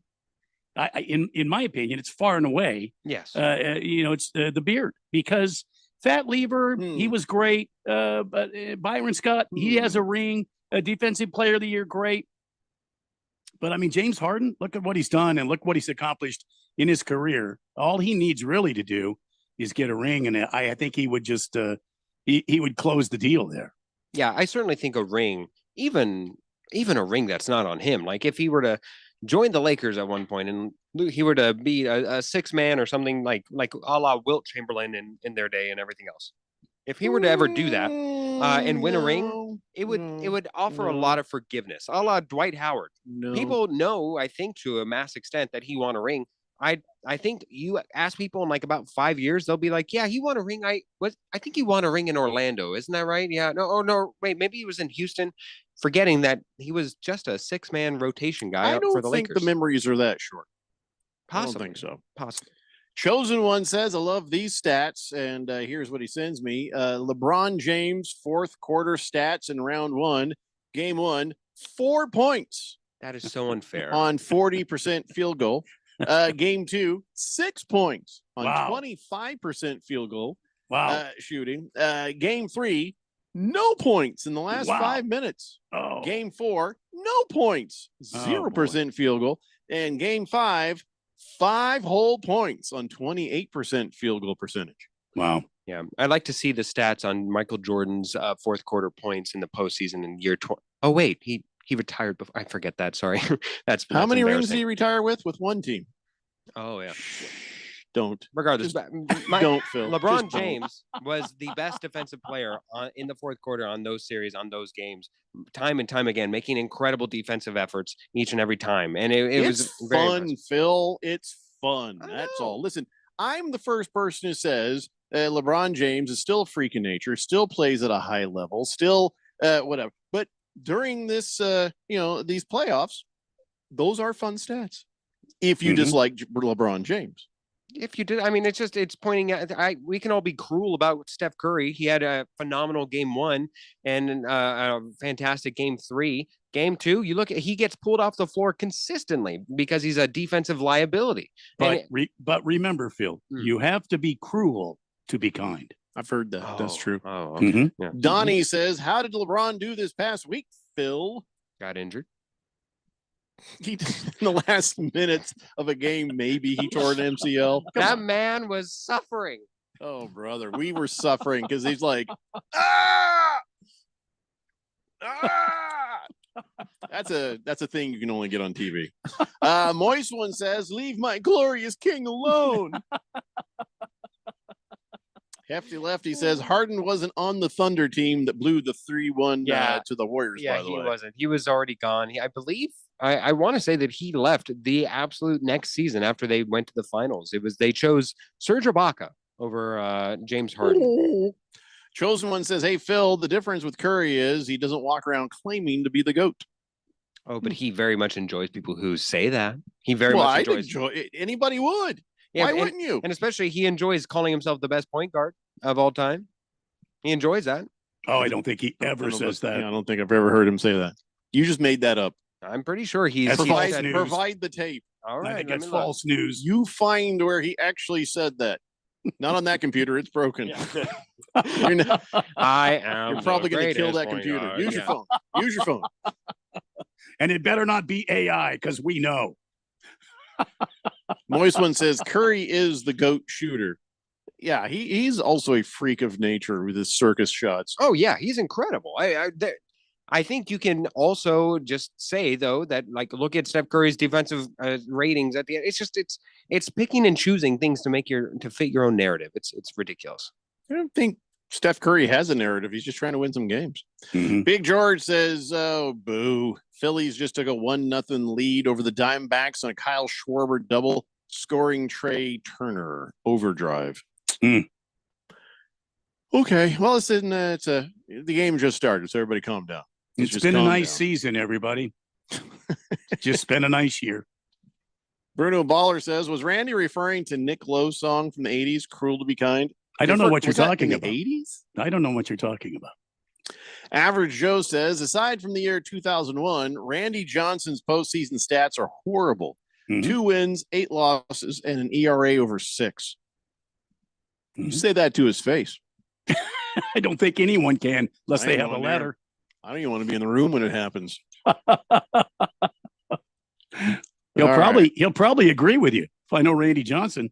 Mhm. And Yeah, I don't. Still, I'm not going to be. I mean, I'll hold the door open and I'll be outside, kind of leaning in, like trying to hear. All right. So Tyrese Halliburton's dad got all up in Giannis Antetokounmpo's face. Why? Can I just say something? Now, first off, the Pacers are like, yeah, Tyrese Halliburton's dad ain't going to be hanging around for the playoffs. We're going to give him a break from being around. Did you So- see what the Cleveland Cavaliers put on shirts for game 1 ahead of their game 1 matchup with the Indiana Pacers? Was that Hold your dad. hold your dad? Keep your dad off the court. Something like I'll have to look at what it exactly was, but it was fantastic. Yeah, well, listen, that's fun and funny, and I don't know what really was going on there, but I just got to say, I'm tired of relatives of the athletes becoming the story. I am tired of Brittany Mahomes. I'm tired of Patrick Mahomes' brother. I'm tired of hearing about this guy's dad and that guy's dad and him talking and Tyrese Halliburton's dad. It just John remember the old Morant's days dad. when nobody got involved, nobody made themselves, but everybody thinks they're a star, and so now everybody feels like they've got to get in on the act. I mean, Tyrese Halliburton's dad had no business even being on the floor, but if he was on the floor because his kid wanted him there, why was he anywhere away from Tyrese Halliburton? He should have been right there with him, not in Giannis Antetokounmpo's face. I would have laughed if he just went whack-a-moled him right into the ground. I mean, you don't get up in a grown man's face like that. You're not my dad. Guess what? Now you're about 6 inches shorter. Pop right on the top of the head. And, Giannis Antetokounmpo's got this weird thing. Like when he gets into altercation, he sticks his head on your head like he's trying to push you into the ground with his massive head. But, yeah, this Tyrese Halliburton's dad thing, we got to get away from this sort of thing. We have to stop making family members stars. Stop giving them a microphone. Stop giving them the opportunity. And, yeah, you know what? The Pacers got this right. You know what, Tyrese? Your dad can't be coming around. We can't have this. It's a huge distraction. Should never have happened in the first place. And, you know how many bad things could have happened in that moment? Oh, my. Giannis Antetokounmpo is averaging a double-double in this series. He is called the Greek Freak, not because he's freaky in the sheets. He's getting freaky on the court. He's a physical specimen. He could have absolutely just demolished this guy with one finger. And with a thought. Yeah, this kudos to Giannis Antetokounmpo. Had Tyrese Halliburton's dad done this to a lot of other stars, Jimmy Butler. Had he gone up and done this to Jimmy Butler, Jimmy Butler's not backing down. So, I mean, I guess in a way picked his battle correctly, that at least Giannis is mature and had a great conversation. But how sad is it that Tyrese Halliburton had to go up on a press conference the moment after advancing in the playoffs, the moment after beating what is now a rivalry between those two teams, the Indiana Pacers and the Milwaukee Bucks. It's one-sided, but I digress. And having his moment incredibly stolen by his own father and having to say, yeah, I have to be the parent in this situation because my dad was acting like a 17-year-old child and had to make the moment about him. He didn't use those words. He didn't, but he was saying I disagree with him. He was pretty blunt about it. He said, I don't agree with what transpired there from him. Basketball is basketball.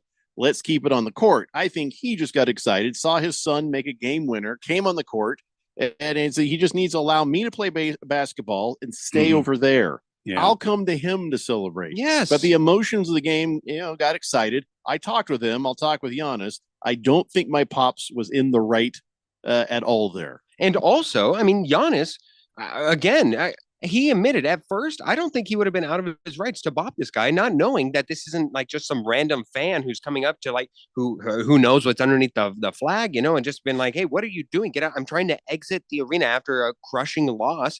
After I've exhausted every option and trying to finally get out. I not having known that it's his dad at first would have been well within his rights to say, hey, get away from me. I don't know who you are. I don't know anything about you. It's an incredible situation that his dad just had to completely steal his son's spotlight after his son, especially. Like his son had a fantastic game. That was an incredible game. He saved his own team. It's no longer the story. And it's no longer the story. It's all about him. Just get out of here. My dad would have never done anything like that. Mostly because my dad never came to a game. Firefighter says, Jeffrey, from your lips to Deion Sanders' ears. We don't need him meddling in Shadur's NFL career, even though we all know he will. Oh, yeah, we need less LeVar Balls. We need less Deion Sanders. We need less parents becoming the story. Listen, guys with the cameras, they're happy to see anything become a story because now they got something to talk about, something to point a camera at, something to do. But, I mean, I think there needs to be some sort of, I don't know if it's a course or if it's a meeting or if it's an orientation where it's like, you don't do this. You're not the player. You're just family member. You're not the person who's out there making the millions. You listen, power, hats off to you here because, well, look what you've done. You've helped your child get to this point. Yes. Now you need to sit down and shut the F up. Yeah, I agree with everything that y'all are saying, and I couldn't agree more. The only thing that I want to do is add this: maybe parents like that, dads and such, shouldn't be sitting around by the floor. If you want to be at the game, remember, Jeffrey, there was like a friends and family a spot that the Roadrunners friends and family sat in, and it wasn't on the glass to watch the game. It was back in the friends and family box back there, the area where you would sit. Maybe there needs to be something enacted by the commissioner that says, no, dads are not going to be on the floor. Dads, like every other fan, are not allowed to be on the floor. I don't care who your son is. You sit up here, or your son can buy you a luxury box and you can sit in there. You get your season tickets, on the second mezzanine level or something, but you don't go on the floor. If you are on the floor, you will be restrained and not allowed to come to any more games. Is it just me, or does mezzanine sound like some weird church where they don't let you eat sunflowers or something? You know what I mean? Sounds French. I don't even know if it's Something German or mezzanine French, eating sunflowers. Welcome to the fifth mezzanine church, and please remove your belts. Okay. Oh, if wow. you say so. Moist one says, now you know how Bronny feels. No. Well, you know what, though? The future is going to be LeBron sitting courtside watching his son or any of his other kids with his big grin and like looking at the camera going, it's me. That's right. It's me. Okay. But it's such a different, oh my gosh, it's such a different situation than being a public persona prior to your child having any moment or anything. And the cameras do know, like Deion Sanders, like LeBron James, as opposed to somebody completely stealing the spotlight away from your child, making it about you, and also inserting yourself into an antagonistic situation to a competitor that has nothing to do with you. That is two completely different scenarios. There's only one thing I'll insert myself into. Oh, moving on. Hey now. Fish Tank says they had to make a designated area for Jokic's brother because he kept getting up into the stands. Yeah, see, that's what I mean. Stuff like that needs to be. It needs to be controlled, and the commissioner needs to control that sort of thing. No more family members on the floor. Sorry, no more. I agree. Bruno Baller says, who's the head coach of the Pacers? Because Cleveland might win the series, but they might have their hands full with this Pacers team. Oh, it's the former Dallas Mavericks. Rick Carlisle. Rick Carlisle, yes. Very good coach. Was in the Go-Go's. Moist one says, Rick Carlisle. Rick Carlisle. Oh, guys, we can't say his name anymore. If we do, he's going to appear. Carlisle. In your bathroom. Rick Carlisle! He's not in my room. Hey. Is he in your room? No. Have you checked your bathroom? I'll go do that right now. It's the Daily Blender here on 1580, The Fanatic. Our daughter Jessie loves playing detective. A clue. But since we discovered she has sensitive skin, we've been playing detective too. We thought the problem was our puppy. But it was actually our old detergent. Aha. So we switched to Tide Free and Gentle. Tide Free and Gentle provides an excellent Tide clean, and it doesn't leave behind irritating residues like dyes or perfumes. So it's gentle on your skin. Case closed. If it's got to be clean, it's got to be Tide Free and Gentle. Coverage varies by plan. View contracts and exclusions at endurancewarranty.com. They say all good things come to those who wait, but not for those who wait for that next auto breakdown that could cost you thousands of dollars. I'm Danica Patrick. In the past 5 years, auto repair costs have gone up over 36%. And if your manufacturer's warranty is expired, you'll have to cover it all. With an Endurance Auto Protection Plan, no matter what the mileage, if your car is under 20 years old, Endurance can get you covered on the engine, electrical system, transmission, drivetrain, and more. Endurance has plans for any budget. Repairs can be done by the certified mechanic of your choice. Plans cover 24/7 roadside assistance, towing, battery jumps, fuel deliveries, tire changes, and lockout services. Act now and get the benefits of our Elite Plan, a $2,000 value at no extra cost. With Endurance, you can never pay for covered auto repairs again. So call now for your free quote. Call 800-294-6720. 800-294-6720. 800-294-6720. This is the story of the one. As a safety manager at a manufacturing plant, he does everything he can to keep his coworkers safe. From finding ways to reduce risks to keeping safety supplies in stock. And for that, he relies on Granger. Granger offers a broad range of quality products and next-day delivery, so he can always play it safe. Call 1-800-GRANGER, click Granger.com, or just stop by. Granger, for the ones who get it done. Don't be fooled by the people you meet on social media. It may start as an innocent conversation, but anyone who tries to sell you pills is nothing more than a drug dealer. And if you think tiny pills can't do much harm, think again. Fentanyl can end it all. Know the truth about fentanyl at learnmoreaz.org. Don't be fooled. Don't be faked out. Visit learnmoreaz.org. Sponsored by Substance Awareness Coalition Leaders of Arizona. The Rich Eisen Show. At the end of the day, the Luka for Anthony Davis trade winds up with a grand total of one combined NBA playoff win for the two teams involved in the season in which the trade was made. And the amount of time we spent here and other shows spent here, and the amount of print, the amount of digital stories, all of it that we've spent about it, grand total, one playoff win in the year in which it happened. The Rich Eisen Show, weekdays at 9 a.m. on 1580, The Fanatic.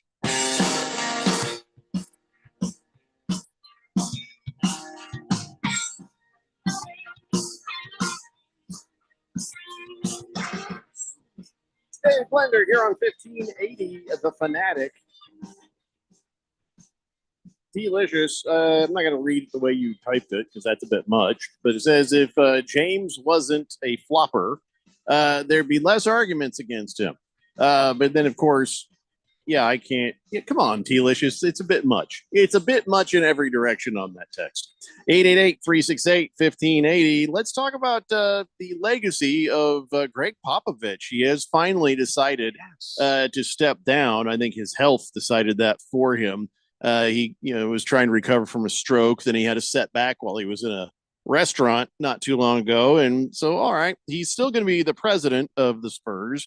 But, yeah, he will be stepping down. And Mitch Johnson will be now the head coach. Let me show you Mitch Johnson. Mitch Johnson looks like he just woke up all the time.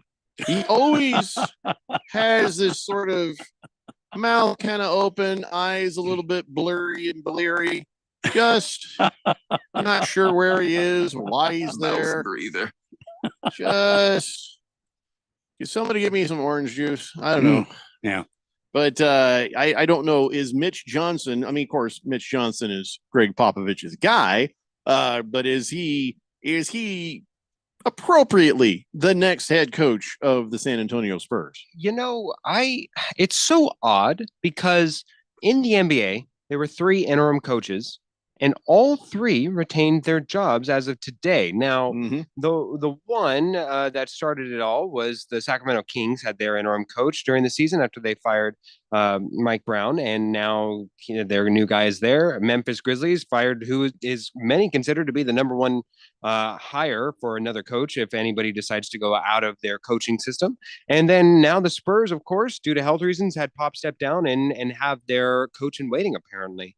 I wonder, apparently if coach is the president, it would make sense that they would want to be in-house, that who he thought was second in command should be stepping up. Otherwise, it kind of would be an indictment on on Pop, that he didn't have somebody better on his staff. So it makes sense. I think that if nothing else, what Pop, as he is one of the legacy coaches left in all of sports, not even just the NBA, I think it's the very, very rare occasion in sports that he's earned the right to name his successor. Sure, 29 years, but that successor may only have a season or less if he doesn't produce. Oh, certainly. But now your last legacy coach, you talked about in all sports, Greg Popovich, 29 seasons. Yeah. The next guy up after 18 seasons, Mike Tomlin. Really? Oh, yeah. Do you have a list? Where's Steve Kerr in that? No, I don't have a list. I don't think he's been coaching for 18 years, Steve Kerr. Yeah. Okay. So he might have been an assistant or something. He's been in basketball, so it kind of blurs all together. But okay. Yeah, he was a GM. He was this, he was that. But no, right now, the longest tenured head coach in any of the major sports Mike Tomlin, 18 years. So there you go. And honestly, even Mike Tomlin, he's he may be the next legacy coach, but weirdly enough, he could also be on a weird hot seat depending on what they do with their quarterback situation. But that's a different topic for a different day. Yeah, well, it's not. We can talk about that. The hell, I mean, I already forgot who's on their roster. Not Aaron Rodgers. Aaron Rodgers for a quarterback. They're still talking, but who else is on that roster as a quarterback? I've already forgotten. Howard, who they just drafted in the 6th round, who of course played for the Buckeyes. He is very much projected to be at best a backup quarterback. Right. And then of course who they're going with right now, former helmet crusher Mason Rudolph. Tell me you're tanking without telling me you're tanking. Yeah. Yeah, absolutely. So he won't get fired if this is like something that they have a quiet conversation about in the owner's office. And it's like, okay, listen, you're going to have to trust me. Okay. We are not going to win many games. But we have to pretend like we're, right behind Mason Rudolph, 100% all the way. Yeah, even if we get Aaron Rodgers, you just need to understand we are tanking. We are tanking. Because we want Arch Manning. Oh, we want Arch Manning. Arch Manning may pull an Eli Manning, though. He may not want to be in the Steelers. Well, maybe. I mean, the Steelers don't have the taint and the disdain and the toxicity that other organizations that perennially draft in those bottom 5 slots. You look at somebody like offer you money to say taint and perennium in the same sentence, sort of slip it in there. Is that what just happened? And I did slip in the annals of history earlier. Excuse me? I know it. Yeah. What are you saying? But you look at like all these bottom cellar dwellers of the NFL. You're looking at your Jacksonville Jaguars. You're looking at the Cleveland Browns. Used to be Buffalo. Buffalo's escaped that. But also the New York Jets. You look at these teams that are always drafting at least in the top 10, usually in the top 5. The Steelers are not that. Like they are the rare team that if they were to draft in the top 5 of next year's draft, I don't think he would pull an Eli Manning and do that against that franchise. Now, granted, the Steelers have not developed a quarterback since Ben Roethlisberger, and Ben Roethlisberger was developed prior to Mike Tomlin. So you question whether or not they had the capability to develop a franchise quarterback in-house. But at least the structure around everything else is there. So it'd be hard to see. Well, here's the thing about Popovich now, getting back to, the basketball. Hold on a second. Sorry, I just had a cough. That's okay. Even if I had a mute button, I don't know if I'd use it. So one of the things about Popovich was very impressive is his coaching tree. I'm sure you're going to hear a lot about that. But look at this. This is an amazing amount of information. Some of the names on here, you mentioned Steve Kerr. He's on the Popovich tree. Yeah, he claims to be there. Yeah. Yeah, he played for him. Doc Rivers played for Popovich, and now he's a coach. Do you get to own that, though? If you just played for him? Yeah, it counts. You got tutelage. You were exposed to the mind of Popovich, and you probably are able to pick up a phone and talk to him like Steve Kerr, Doc Rivers. I'm sure they have and do. Okay. Ime Udoka from the Rockets. Yes. He played for Popovich. Will Hardy from the Jazz. He's an assistant to Popovich. Mitch Johnson now with the Spurs, with assistant. Quinn Snyder over at the Hawks. His Austin Toros coach under Popovich. Eric Spoelstra was a USA basketball assistant to Popovich. Jamal Mosley from the Magic, another assistant during USA basketball. Kenny Atkinson from the Cavaliers, assistant to Mike Brown, who was an assistant to Popovich. Very impressive. Rick Carlisle, assistant to PJ Carlissimo, who was an assistant to Popovich. Doug Christie, assistant to Mike Brown, who is an assistant to Popovich. Willie Green from the Pelicans, assistant to Monty Williams, who was an assistant to Popovich. I mean, I can keep going and going and going. Becky Hammond. Yeah, that's the first one that popped in my mind. And funny, every time you see her now, she has a very angry look on her face. Yeah, don't think she gets along with, anyone, to be honest. I think she picked up a lot more of his personality than is probably doing her any good. But yeah, she's an assistant to Pops back in the day, and she's a WNBA coach. But yeah, all sorts of guys I haven't even listed yet had their their careers touched by Popovich in one way or another. So the roots are deep. I mean, I got some more for you. I'll just rattle them off. Tomas Ilizalo, is that how you say that dude's name, from the Grizzlies? Sure. Yeah, whatever. Brian Keefe, Charles Lee, Tyronn Lue, Joe Mazzulla, Darko Rafakovic. What is Ty Lue's connection? Tom Thibodeau. Ty Lue was an assistant to Doc Rivers, who played for Popovich. Chauncey Billups, Tom Thibodeau, like I said, J.J. Redick from the Lakers, Jason wife beater kid from the Mavericks, Billy Donovan, J.B. Bickerstaff, Mark Deglanault, David Edelman, Jordy Fernandez, Chris Finch, Nick Nurse, by way long 6 degrees of separation, but still. So those are just, I mean, I don't know if there is a team that doesn't have or has had a connection to Greg Popovich, or at least a good, successful team, right? Like I didn't hear any. Like, no, I'm Charlotte... saying a literal team. I don't know if there is any team that doesn't have someone in there who had a connection to Popovich. Well, the only name that I'm just off the top of my head I could think of, like, I didn't hear any connection to the Charlotte Hornets over there. I didn't hear any connection to Charles Lee from the Hornets. Oh, Charles Lee. He was assistant to Mike Budenholzer, Yeah, and yeah, then Budenholzer was an assistant to Popovich. Want to try again? Orlando Magic? That was one of the earlier ones. Okay. Jamal Mosley from the Magic was the assistant in USA Basketball. Okay. Yeah, right. I'm telling you, you're not going to find it. Popovich, his tentacles spread throughout the league with his knowledge. Nobody hasn't touched. Nobody hasn't touched his tentacles. Anyway, so you know what? I think it's sad because I don't think he wanted to be done, but his body is telling him, yeah, you better be done. So hopefully, he at least gets to enjoy, sitting atop the presidency there for a while. And it feels like a weird time, but it is the and then question of it. You wonder, the next guy, you said he only will probably get a season before you need to see results.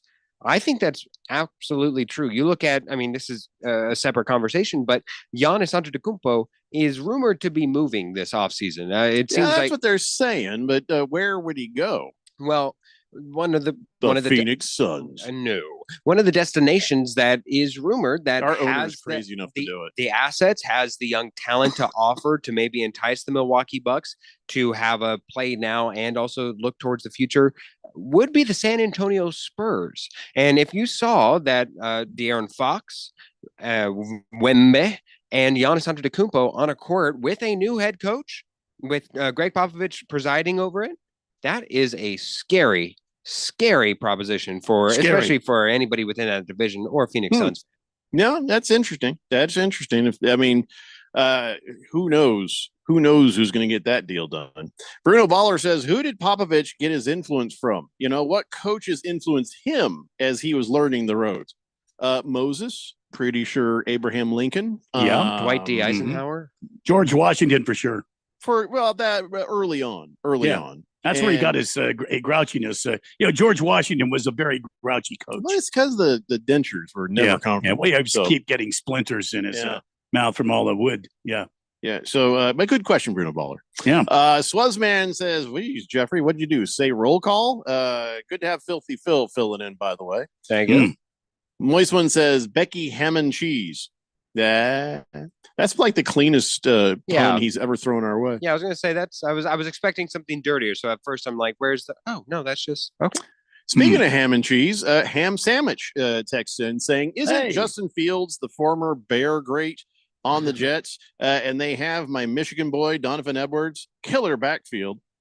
Absolutely unrelated to anything we're talking about at the moment, Ham Sandwich. But I mean, we were talking about perennial top 5 draft pickers who are awful in the NFL.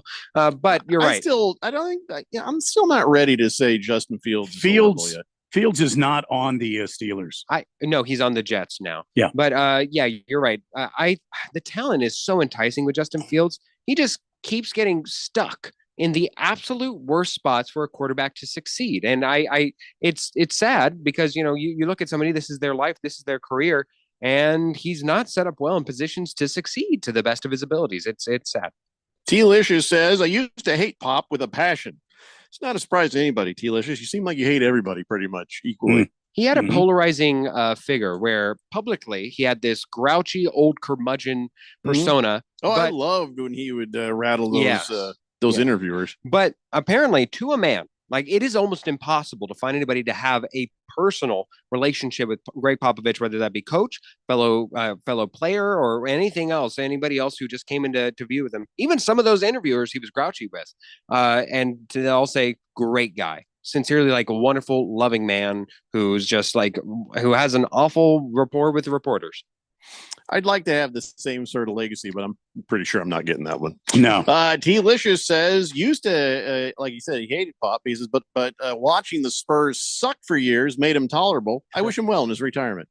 Popovich, that's not really any kind of a turnaround of your hateful self, T-Licious. Yeah, well, it's come up inside, I suppose. Schadenfreude. Popovich strikes me as the guy who is, I'm going to die with, where you're going to have to pry this mic from my cold, dead hands. Like, he is clinging on to basketball with everything he's got.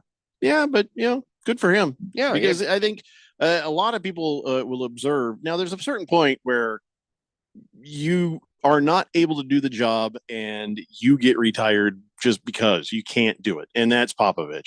Does his brain still work? Yes. Is he up for the challenge anymore physically? No, not at all. That's kind of like Phil Jackson, right? That's why he tried presiding, because he had a little more self-awareness, didn't he? Well, he physically could not. At the end. His back would give out. There was a discussion on when he was possibly going to come back to the Lakers, where they said maybe he only coaches home games, and even then they'll have one of those easy chairs that you see grandma go up during the upstairs, up and down, just to go in up and sideways across the court.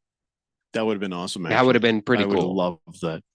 Slow Mozo says, have you made your picks for tomorrow's Kentucky Derby? Yes, we have. Yes. Once again, Randy White has Rodriguez as his main pick and Citizen Bull as his long shot.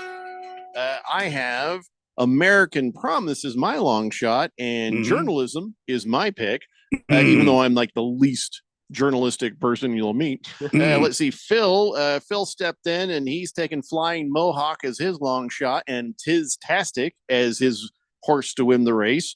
And Harris, because he's he's an evil little right winger and he wants Render Judgment at 30-1, and then his horse is Publisher at 20-1. So I like that. Render Judgment. And then Publisher, so we can burn those books. Anyway, so that's what we got. I don't know. We don't know anything, Slow Mozo. We don't know anything about horse racing. No, we know absolutely nothing, and we claim not to know anything. 0%. We're not even. We're not even acting like we know. Phil doesn't know nothing. We all went right off the horses' names. That's it. Oh yeah. And we're just here on a Friday afternoon, just. Sitting around shooting the bull, talking sports. You hope they're not shooting the bull. That's your horse, Citizen Bull. We're sitting here shooting the BS as it were. Number one Rattlers fan, we know there was a scratch, and it wasn't one of our horses. It was Grande. Grande has been scratched because of a cracked hoof. See, I almost went Rodriguez and Grande. You did go Rodriguez. I did go Rodriguez, but I went with Citizen Balls. Yeah. How do you not go Citizen Balls? How do you not? I mean, Citizen Bull. It's Citizen Bull. Exactly. Let's take a break. When we come back, let's talk hockey. It's the Daily Blender here on 1580 The Fanatic. I want to learn how to cook, but I keep ordering takeout. Accomplishing goals is hard, but when your goal is to learn a new language, Babbel makes it easy. In just 15 minutes a day, Babbel will help you start having conversations in as little as 3 weeks. Words and phrases you'll actually use. So when someone asks, "How's your French going?" you can say, Babbel facilite grandement l'apprentissage d'une nouvelle langue. Now save up to 50% on your Babbel subscription at Babbel.com. That's Babbel.com. Coverage varies by plan. View contracts and exclusions at endurancewarranty.com. They say all good things come to those who wait, but not for those who wait for that next auto breakdown that could cost you thousands of dollars. I'm Danica Patrick. In the past 5 years, auto repair costs have gone up over 36%. And if your manufacturer's warranty is expired, you'll have to cover it all. With an Endurance Auto Protection Plan, no matter what the mileage, if your car is under 20 years old, Endurance can get you covered on the engine, electrical system, transmission, drivetrain, and more. Endurance has plans for any budget. Repairs can be done by the certified mechanic of your choice. Plans cover 24/7 roadside assistance, towing, battery jumps, fuel deliveries, tire changes, and lockout services. Act now and get the benefits of our Elite Plan, a $2,000 value at no extra cost. With Endurance, you could never pay for covered auto repairs again. So call now for your free quote. Call 800-294-6720, 800-294-6720, 800-294-6720. This is the story of the one. As a safety manager at a manufacturing plant, he does everything he can to keep his coworkers safe. From finding ways to reduce risks to keeping safety supplies in stock. And for that, he relies on Grainger. Grainger offers a broad range of quality products and next-day delivery, so he can always play it safe. Call 1-800-GRAINGER, click Grainger.com, or just stop by. Grainger, for the ones who get it done. Forgot something inside or picking up food from the store? Never leave a child in a car. In Arizona, heat stroke can happen in seconds. Temperatures can rise 20 degrees in just 10 minutes, making a vehicle dangerously hot. Heat stroke can happen even in the shade or when it's below 60 degrees outside. Once you park, always remember to stop, look, and lock. Visit heatstroke.az.gov to learn more. This message is sponsored by the Governor's Office of Highway Safety. Hi, guys. Jeffrey O'Brien here. Have you ever gone to HarmonSolar.com? Well, you really need to, because everything you ever wanted to know about how solar power can save you big on your monthly electric bill is right there. It's online. Through your phone or through your computer, you can learn about tax credits, the equipment they use, look at how they do things for businesses as well as homeowners, see testimonials from happy customers, and I hear they got a pretty good podcast, too. Check it out. Go to HarmonSolar.com. That's HarmonSolar.com. Your home for sports. 1580 and 99.3 The Fanatic.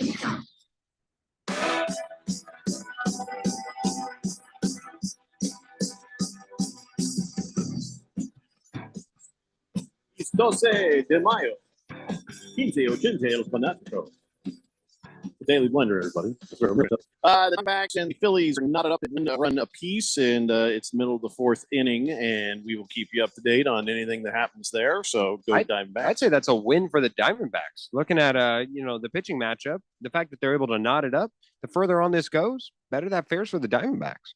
Well, Merrill Kelly is still hanging in there. Right now, I think Corbin Carroll's coming up the bat. Maybe I'm wrong. Maybe the information that comes out of this screen sometimes is not correct. No, I'm getting like a flurry of dumb information. Anyways, middle of the fourth, I know that. 1-1.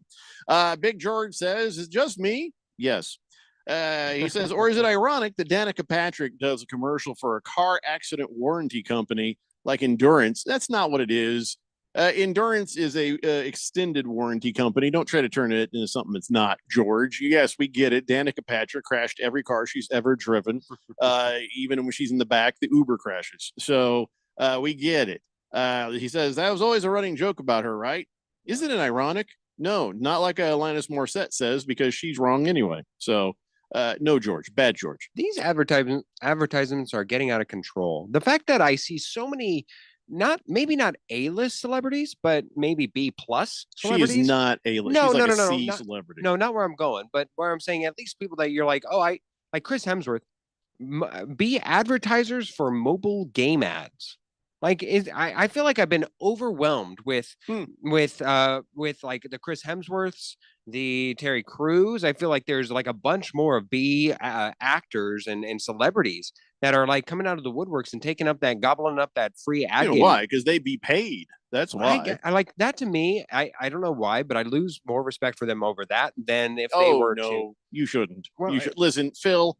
If somebody came up to you with a suitcase and says, "Listen, one day on the set, here's $500,000. Just sit there and have some fun and pretend to play this game," you'd be like, "Hell yeah!" 500. I don't know. Maybe these guys are making $1 million. If somebody gave you a briefcase with that, why would you say no to money? Yeah, but I think it's relative though. Like I've always I felt don't blame like them a bit. I don't blame them. I just think, yeah, I think you're better than this. I don't know. Like it's one thing for Peyton Manning. Nobody's better than eating. Nobody's better than money, Phil. No, but Peyton Manning advertising for an Oreo. Maybe I don't Why believe not? that he's nonstop eating Oreos. I love Oreos. No, I know. I'm saying like that. At least I can be like, you know, what Peyton Manning probably does on occasion. Oh, maybe yeah. once a week cheats on and gets an Oreo. For Everyone like eats Oreos. Yeah, I 100% like to a man. I doubt that any of these successful celebrities are actually playing these ad games, and it's crazy. No, they probably aren't. They probably are not playing the games. Yeah, and but they are cashing the checks. They are. And that's cashing what's the- important. Yeah, that's true. That's true. I don't lose respect. I mean, I'm never going to begrudge anybody for making a little extra something. Am I going to laugh at them if it's really dumb? Yes. I will just think, oh my gosh, do better, you know, but it's on the quality of the commercial. I don't think them doing one of them commercials takes away from the quality of their other work. I mean, how much quality of work are you expecting from Chris Hemsworth? He does a great Discovery Channel. He's Thor. Yeah, that's true. That's true. And who else is he? He's Thor. That's who he is. He's Thor. Oh no, he's a Men in Black. He's He's Man Thor. in Black. No, that movie was horrible. He's Thor. Is he a Men in Black or is he a Man in Black? Because I feel He's like a Man in Man Black, in he'd be Black. Johnny Cash, like a biopic. No, he's a man in black. He's a Man in Black. Okay. Yeah. No, I understand what you're saying. Yeah, it's an odd one. But no. Anyway, so hockey. Do you even know anything about hockey? I know that 4 nations, Mexico, Argentina, Bosnia, and somewhere else, Australia, I think. That is no. That is incorrect. No. Oh, okay. Then no. Hmm. I know Kiwa Ovechkin. says, Jeffrey, don't no one want to talk about hockey? Sure they do. Sure they do. Yeah, a bunch of people like hockey. I mean, what I do know is that Randy likes hockey. Love Utah hockey. team Yeah. right now, where they stole our beloved Phoenix Coyotes, They didn't steal them. Yeah, Yeah. you gave them away. We gave them away. Yeah. Did you see that they had a snafu this week? Mm-hmm. Yeah, they accidentally released what the name of the team is, the They Dumb had Mammoth. a mammoth snafu. We talked about that the other day. Did somebody get fired? Like that's crazy that you can just And- Why? I mean, and why would you call it just mammoth? yeah, a mammoth. The Utah mammoth. We are a mammoth. Makes no sense. That doesn't. I want to be the doesn't make trunk. sense. If I'm a part of a mammoth, I'd yeah. I'll tell you which part I want to be. Hey. Big Hey, George says, Phil, I have not lost respect for Larry David or Tom Brady because they were in those FTX cryptocurrency commercials, and that company was defrauding customers. Thanks to Sam Bankman-Fried, they got a payday. Woo! Be unto the person who decides to buy something because Tom Brady, Chris Hemsworth, or Danica Patrick says to. I guess that's fair. But I also feel at least if they went on a crypto commercial, they're probably going to then be offered like, hey, we can give you $2 million in crypto, or we can give you $1 million in cash. And so then therefore they can possibly be in the crypto game themselves, as opposed to these mobile ad games. 100%. 100% they're not playing these games. So that's where I think that's where I draw the line. For 100% for sure fact. On lower levels, maybe not, where it's like More the than general likely, you're right. You don't know that for a fact. I suppose I don't. Chris Hemsworth might get tired of looking at himself in the mirror long enough to go, hey, what's this on the phone? And then he just starts playing it. What I'm saying is I don't think he's that deep. So he might be playing some of these games. Wow. What a profitable center that he'd be in. The man has money. Oh, certainly. He's got that Firefighter. Marvel money. I'm not going to engage in the first part of your text, but he does say, Phil, Mexico and Argentina don't have a national hockey team. Now, I think we've established Phil doesn't know anything about hockey. I think that was part of the joke. Yeah, firefighter. Thank you. Thank you. Swazman says, Jeffrey, I work at Mammoth Mountain in California outside of Bishop. They have an awesome mountain, sometimes open until the 4th of July for winter sports. One of the seasons I worked there, we had 650 inches of snow that winter. Wow. Thanks, Swazman. Tiger Paws. Haven't heard from her in a while. Hey, Tiger Paws. She says, I love hockey, and I used to work on the racetracks as a groomer, Phil, not as a group. She's not a. Can I just say, and then you can explain this to the knuckleheads on Weekend Warriors tomorrow, Phil? Okay. Can I just say that the only reason I want to talk about hockey right now Mm. is because the Kings lost, and I know that'll make Ralph feel bad. Well, I hate to be that guy, but I have not heard from Ralph when a usual busy week. I've not heard him. And then the first thing I see Lakers is that, go down, Kings go down. and should I be worried that his first post after all these events is about about adding a gun to the family? What is that?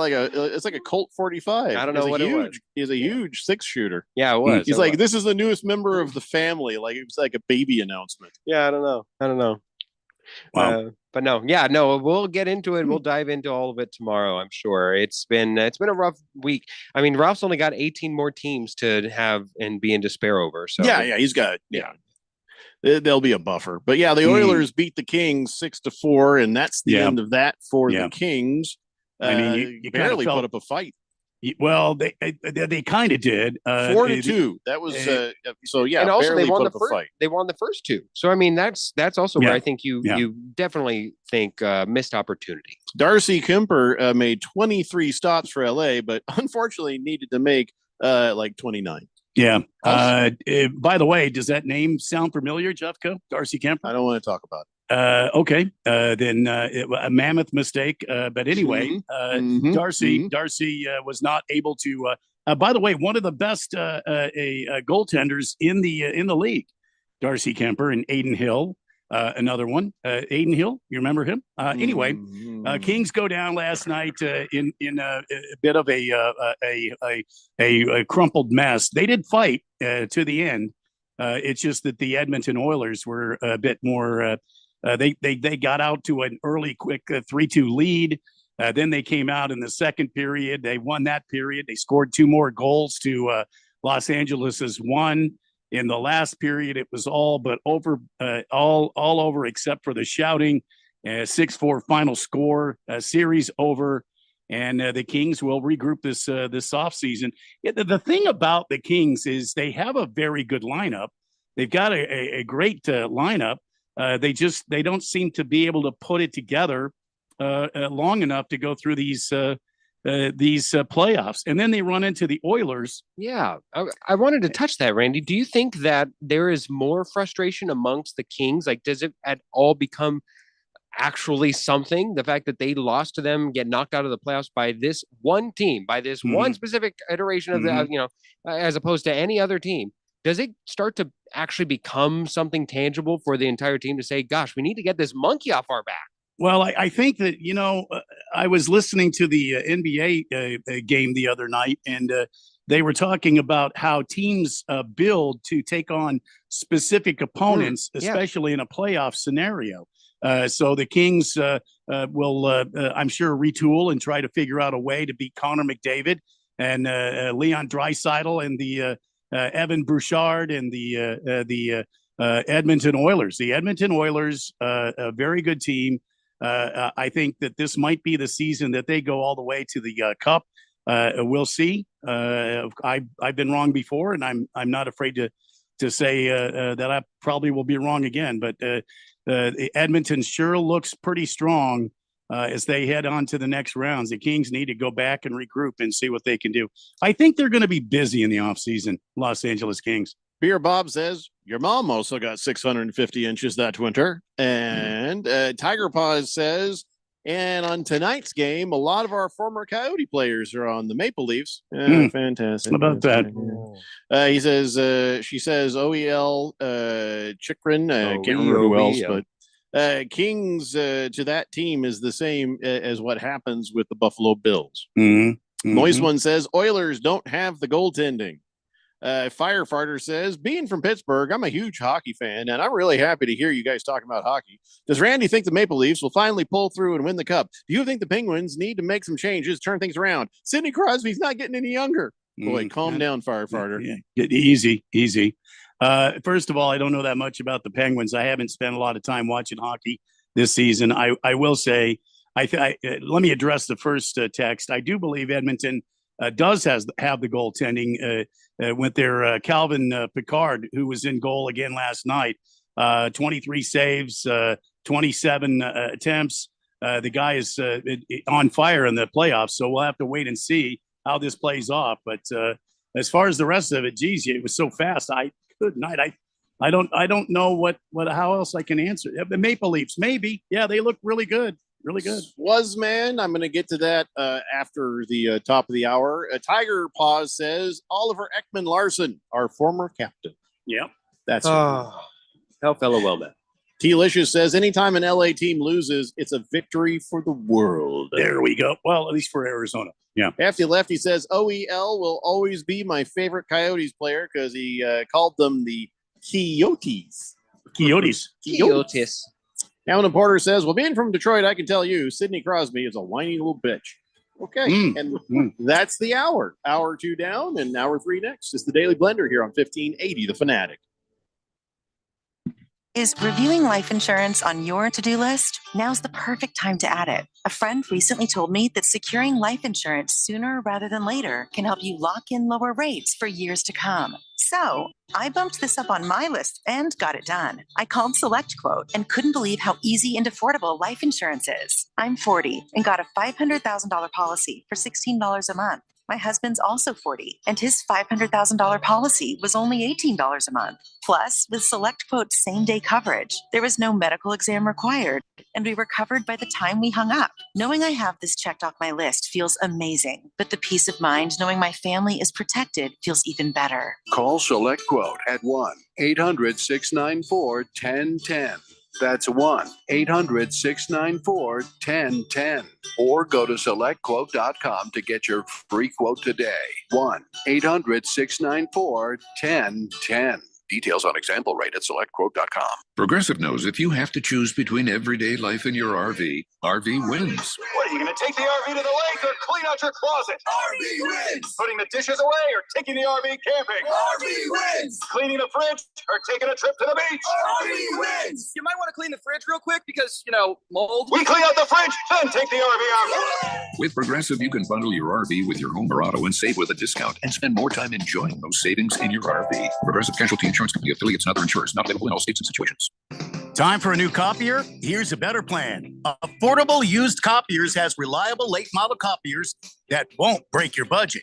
We're talking color and black and white copiers that copy, print, scan, fax, and staple. We sell, rent, and lease late model, top of the line Konica Minolta BizHub copiers that can be delivered the next day. And don't worry, enjoy expert support and reliable service from professionals you can trust. Affordable Used Copiers, where you can get a reliable copier without the hassle of endless research. Save over 50% on pre-owned late model copiers. Search AffordableUsedCopiers.com. A+ rated with outstanding Google reviews. AffordableUsedCopiers.com. Serving Valley businesses for over 14 years. AffordableUsedCopiers.com. Don't get stuck with an outdated copier. Go to AffordableUsedCopiers.com today. I'm the threat that's already inside the house. I can't be scared away or negotiated with. You can't call the cops on me. You can't even see me. I'm the threat of family fire, and as long as your guns aren't stored securely, I'll be there. Protect your family. Learn how to make your home safer at endfamilyfire.org. Brought to you by Brady and the Ad Council. KQFN Tempe. Also transmitting on K257CD Phoenix at 99.3 FM and K240 EU Mountain Hills at 95.9 FM. It's time for the third hour. All right, people, settle down because it's time. Time for what? Showtime. When does it start? Right now. 3, 2, 1. Let's get on with the show. Let's do it.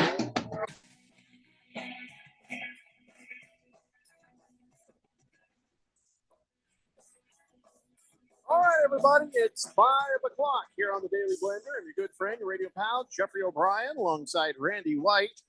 Filthy Phil to fill in is filling in, and you guys are on the Fanatic text line, 888-368-1580, as we broadcast live in the Harman Solar Studios in Scottsdale.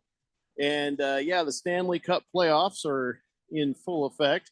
Only 2 more teams left to figure out what happens in the next round. Like we were saying earlier, right now you got the Jets and the Blues. They need to sort out. When you're a jet till your last dying day, till your something What? breath. Did you know your mic was on? I think he's doing West Side Story over there.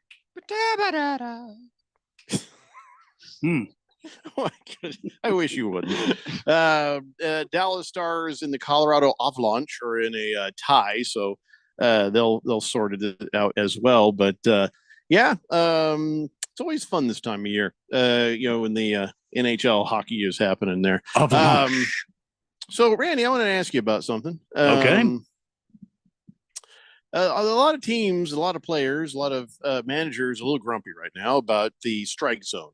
And I guess fewer called strikes are happening on the edges of the zone. And what they've turns out is in the last CBA to evaluate a umpire, they have shrunk the buffer zone. They used to give a couple of inches of grace, and now it's less. It's like maybe 3/4 of an inch. And so when they're evaluating these umpires, it's tougher. So they've got to make sure they get the right call. And so they're being a little more precise, which is making things difficult for the pitchers and the managers. All right.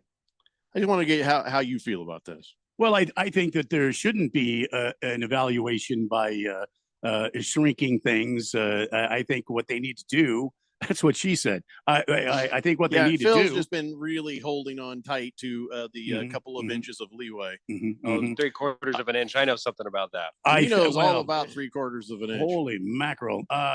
I think that what they need to do is they need to use technology to their what do you call it? To their armory, to their favor. But they are saying, Major League Baseball is saying the overall okay, I'm hungry. The overall ball strike accuracy in 2025 is the highest it's ever been through this point in the season. Well, so I mean, he says that these guys, because they've shrunk the grace zone, not the zone itself, but that area of grace that they would give for a good call or a bad call, they're being held more accountable, which means they're paying closer attention and they're getting things more accurately. I think they're trying to get ahead of the robots. Well, we started off talking about managers and players being upset because there seems to be a lack of consistency of calling strikes that are right on the edge there, right on the black, as we call it, on the black part of the plate. There's this little thin strip that goes around the plate that kind of highlights it. It's called the black because it's colored black. And these guys, that's still part of the plate. And these guys are missing those calls on the black, and pitchers are getting upset about it. Managers are getting upset about it because they don't have this grace anymore. This wider grace, this taller grace type of zone that they had before to assess these umpires. What I started to say was I think they need to use technology. If they don't want the robots in there, which I've gone ahead and said, I think baseball is great to have the human interaction, the humanity of calling the balls and strikes and that sort of thing. I'd love to see a good manager umpire dust up. I'd love to see the players get mad and players get run out of games and things like that. But I don't like to see a game ruined by an umpire's poor call. Yeah. I want to make sure that it's a good call. Now, look, mistakes will happen on the base play, and I think they have addressed that by having this replay. I don't think it's 100% foolproof, but balls and strikes, man, you got to get right, because that could be the difference in a game-winning run and a team losing out when this 162 game marathon ends at the end of the season, as we saw by the Diamondbacks last year. Well, not just that. Look at this. T. Licious brings up a good point. Says, can't wait for robot umps after that horrible performance yesterday from the home plate umpires in the Cubs-Pirates game. Yeah, another good example right there. I mean, I didn't see the Cubs-Pirates game, so I don't know. But you've got umpires out there that are notorious for being able to not call balls and strikes correctly. C.B. Buckner seems to be one. Now, C.B. Buckner wants to do a great job. and he's very passionate about his job, and he's very knowledgeable. He's not an Angel Hernandez by any means, but he is a guy that just does not have a good strike zone. And Maybe he's got for the bad eyes. life of me, I don't understand why they can't use. They have the technology on Yes. TV. You can't tell me they can't show the technology during a game of balls and strikes inside that box. No, You I can't agree. tell me that won't work. It's coming. And Kyle G says, yeah, it's a natural progression of challenges and robots. Umps can't give close calls anymore. Guys can't work off of how an ump sees things anymore. And you're right. You see an ump, okay, I know where the box is. Or I know where the zone is. Okay, no, this is a different umpire. Okay, I got to do this, or else this guy's gonna be calling that. It's you get to the technology, and everything will be consistent. And pitchers better than anybody, Randy, Mhm, being a mhm. catcher. Pitcher needs consistency. Yes, I think that's all the teams want. Yes. If you're going to have a wide strike zone, be consistent with it so the teams know how to deal with it. But if you got some guy like the Diamondbacks had the other day, it was the first game with the New York Mets. That guy behind the dish was just absolutely abhorrent. He was terrible. His strike zone was all over the place. I mean, 1 minute it would be it would be on the black. The next minute, the same pitch, it would be called a ball. So you can't have that. You got to have consistency. And in balls and strikes, for the game to be promising, you need to figure out a way to institute technology, whether it's through umpires to make balls and strikes. Robots to call balls and strikes, or you've got to use the technology that's available to us right now and do a called third strike replay like they were doing in spring training. Hamlin Porter says the accuracy is the highest it's ever been. Remind me again who retired this year. It's a good point. Tia was, look, hold on a second. Let me hold on that thought here. We're still talking about this. Moist One says a couple of inches of grace would have really helped my self-esteem. Just Wouldn't it for us all though? Just go metric system, Moist One. I think you'll feel better. In the last hour, we talked a great many things, and I'm going to clean up the last stragglers of thought from the text line. Bruno Baller. Oh, we read that one. No. Swazman. Oh, he says, hey, Jeffrey, the mascot for the Utah team, which used to be the Coyotes. He says, yeah, that's the woolly mammoth, which you've been talking about. This is a drawing I did on my ski jacket. It's a nice drawing of a woolly mammoth if I gave a crap. What is the difference between a woolly mammoth and a snuffleupagus? About 10 inches. Because I feel like if you start to get too cartoonish and you have the mammoth and they have a mascot, as they are wont to do, they could be running into some copyright issues. Snuffleupagus didn't have any tusks. Snuffleupagus could not be seen by everybody at first, then later could. I'm not sure why. Oh, kind of like the Utah Mammoth and getting in and out of the playoffs. Yeah. No, well, they're invisible in the playoffs. Yeah. I don't care. I don't care to talk about a team that broke our hearts. Tia says, hockey is basically soccer with violence. Love watching it. Loosely like the Ducks, but I couldn't name any players or coaches besides Paul Correa. Okay, I'm not going to read these names. I'm not reading these names. That sounds like somebody from the movie. Well, so the I'm not difference doing it. would be, though, for soccer and for hockey, you need full body coordination. As a, even though you don't handle the puck or, the ball, whichever it would be, the object at play, you are needing to skate with, make sure that you're doing all this stuff and all that. For football, you are not allowed to use your arms, like maybe against other players, but very rarely do you come into contact, and even then it could draw you a penalty. Can I just say, soccer is all about, look at these guys. They're just little skinny guys just running around, right? Yeah. I'm surprised more Kenyans don't play soccer because they have, they're winning the marathons left and right. Yeah. And so they've got the endurance to, they wouldn't even break a sweat. But they're not sprinters. They've got to be guys that can sprint on command. I don't see a whole lot of sprinting anytime no, soccer. Oh yeah, start you gotta stop watch. ability. Really? Yeah, it's a big field, and I get bored easily. Oh yeah, so. they you go from a light jog to an extreme sprint, at the drop of a hat. All right. Well, I guess that explains it. Thanks, Randy. Swazman says, Jeffrey, the umpire should wear infrared glasses so that the computer will tell them what they're seeing. If you need a computer to tell a guy with glasses on what he's seeing, then just let the computer do the job. Well, I just say, you know what? Balls and strikes are it's not a call you can challenge because it's not relative, but it should be. It should be confined to a strike zone that they superimpose over every baseball game on television. So if they can do that there, they need to go ahead and not calibrate it, but make it official, authenticate it, and then put it on on the big board in every ballpark around the country. Remind me, Randy. So obviously it's a strike zone.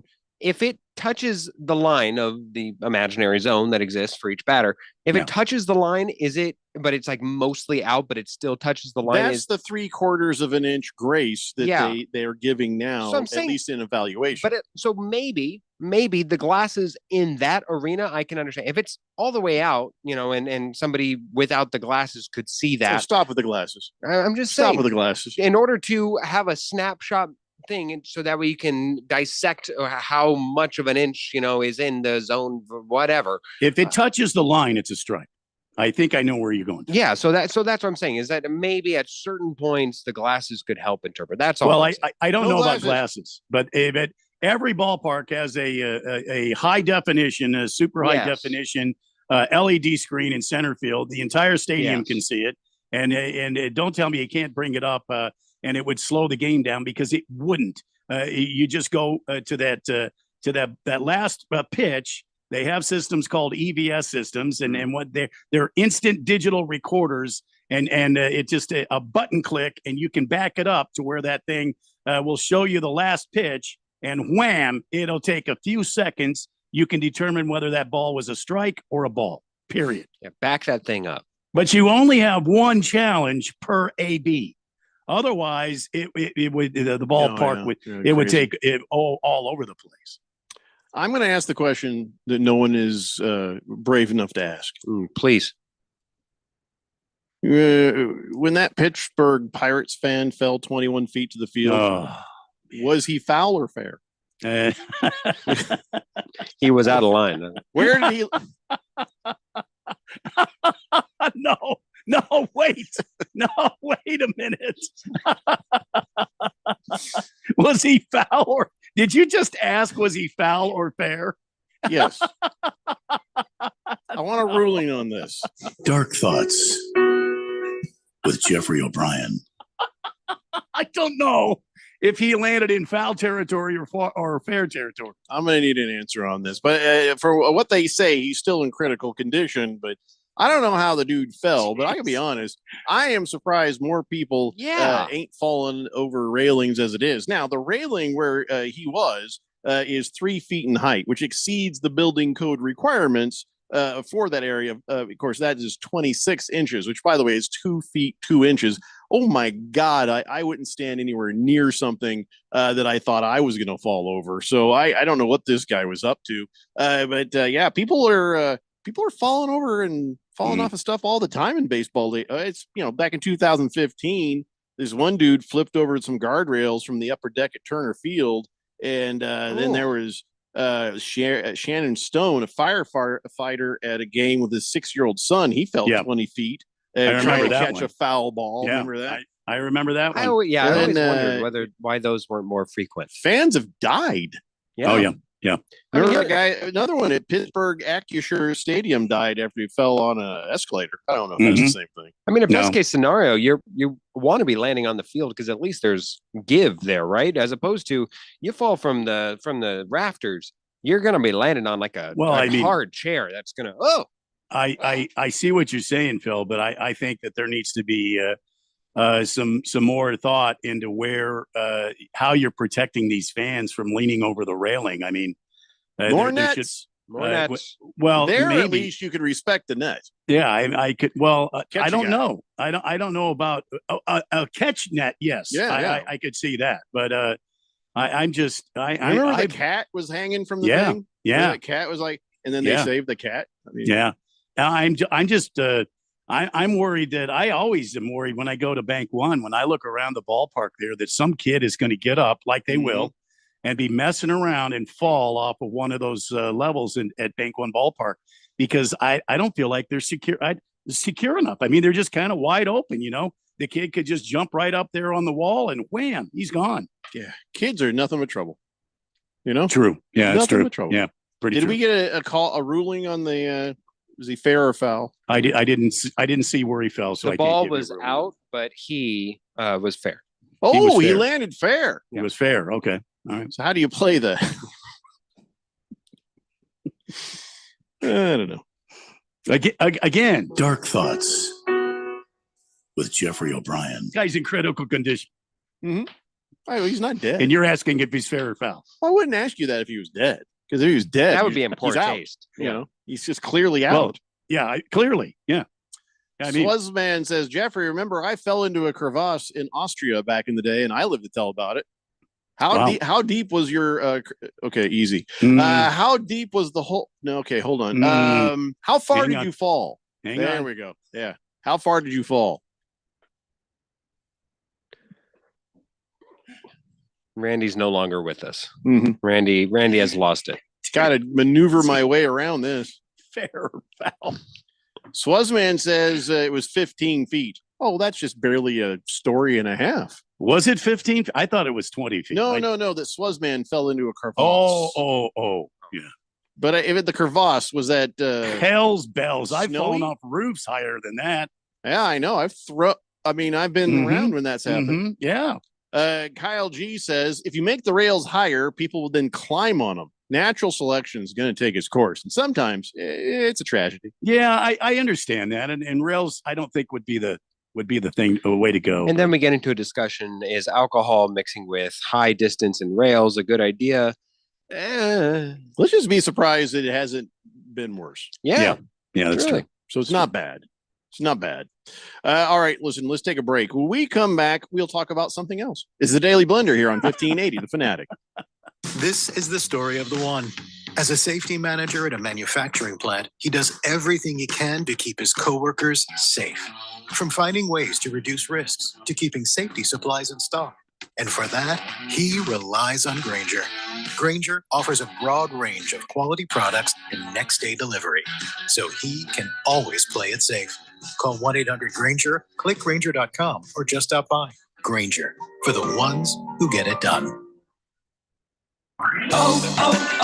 O'Reilly. You need parts? We got parts. Product availability? Just one part that makes O'Reilly stand apart. Get one free set of brake pads when you buy 2 brake rotors. Upgrade to Brake Best Select brake pads for $10 more, or upgrade to Brake Best Select Pro or import direct pads for just $20. Offer in-store only. Restrictions apply. See store for details. O'Reilly Auto Parts. This is the story of the one. As a safety manager at a manufacturing plant, he does everything he can to keep his coworkers safe. From finding ways to reduce risks to keeping safety supplies in stock. And for that, he relies on Grainger. Grainger offers a broad range of quality products and next-day delivery, so he can always play it safe. Call 1-800-GRAINGER, click Grainger.com, or just stop by. Grainger, for the ones who get it done. Time for a new copier? Here's a better plan. Affordable Used Copiers has reliable late model copiers that won't break your budget. We're talking color and black and white copiers that copy, print, scan, fax, and staple.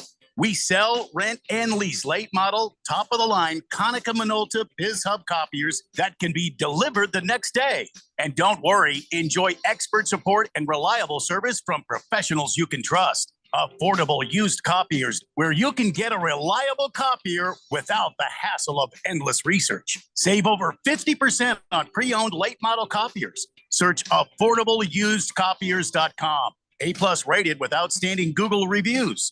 AffordableUsedCopiers.com. Serving Valley businesses for over 14 years. AffordableUsedCopiers.com. Don't get stuck with an outdated copier. Go to affordableUsedCopiers.com today. It's the bone-crushing hits. The searing sounds of training camp. Come on, knock their ass back! All gas, no brakes. Let's go! Soon, the new recruits will show up for minicamp. And then, it's down to business in training camp. When it comes to the NFL, we talk about it. We're 1580 The Fanatic and always on at 1580thefanatic.com. Your home for the NFL.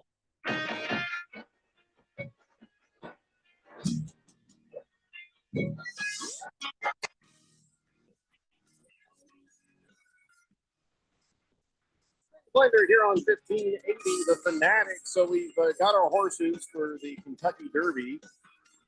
Also horse racing, not a sport. But also not a sport, picking the Pope.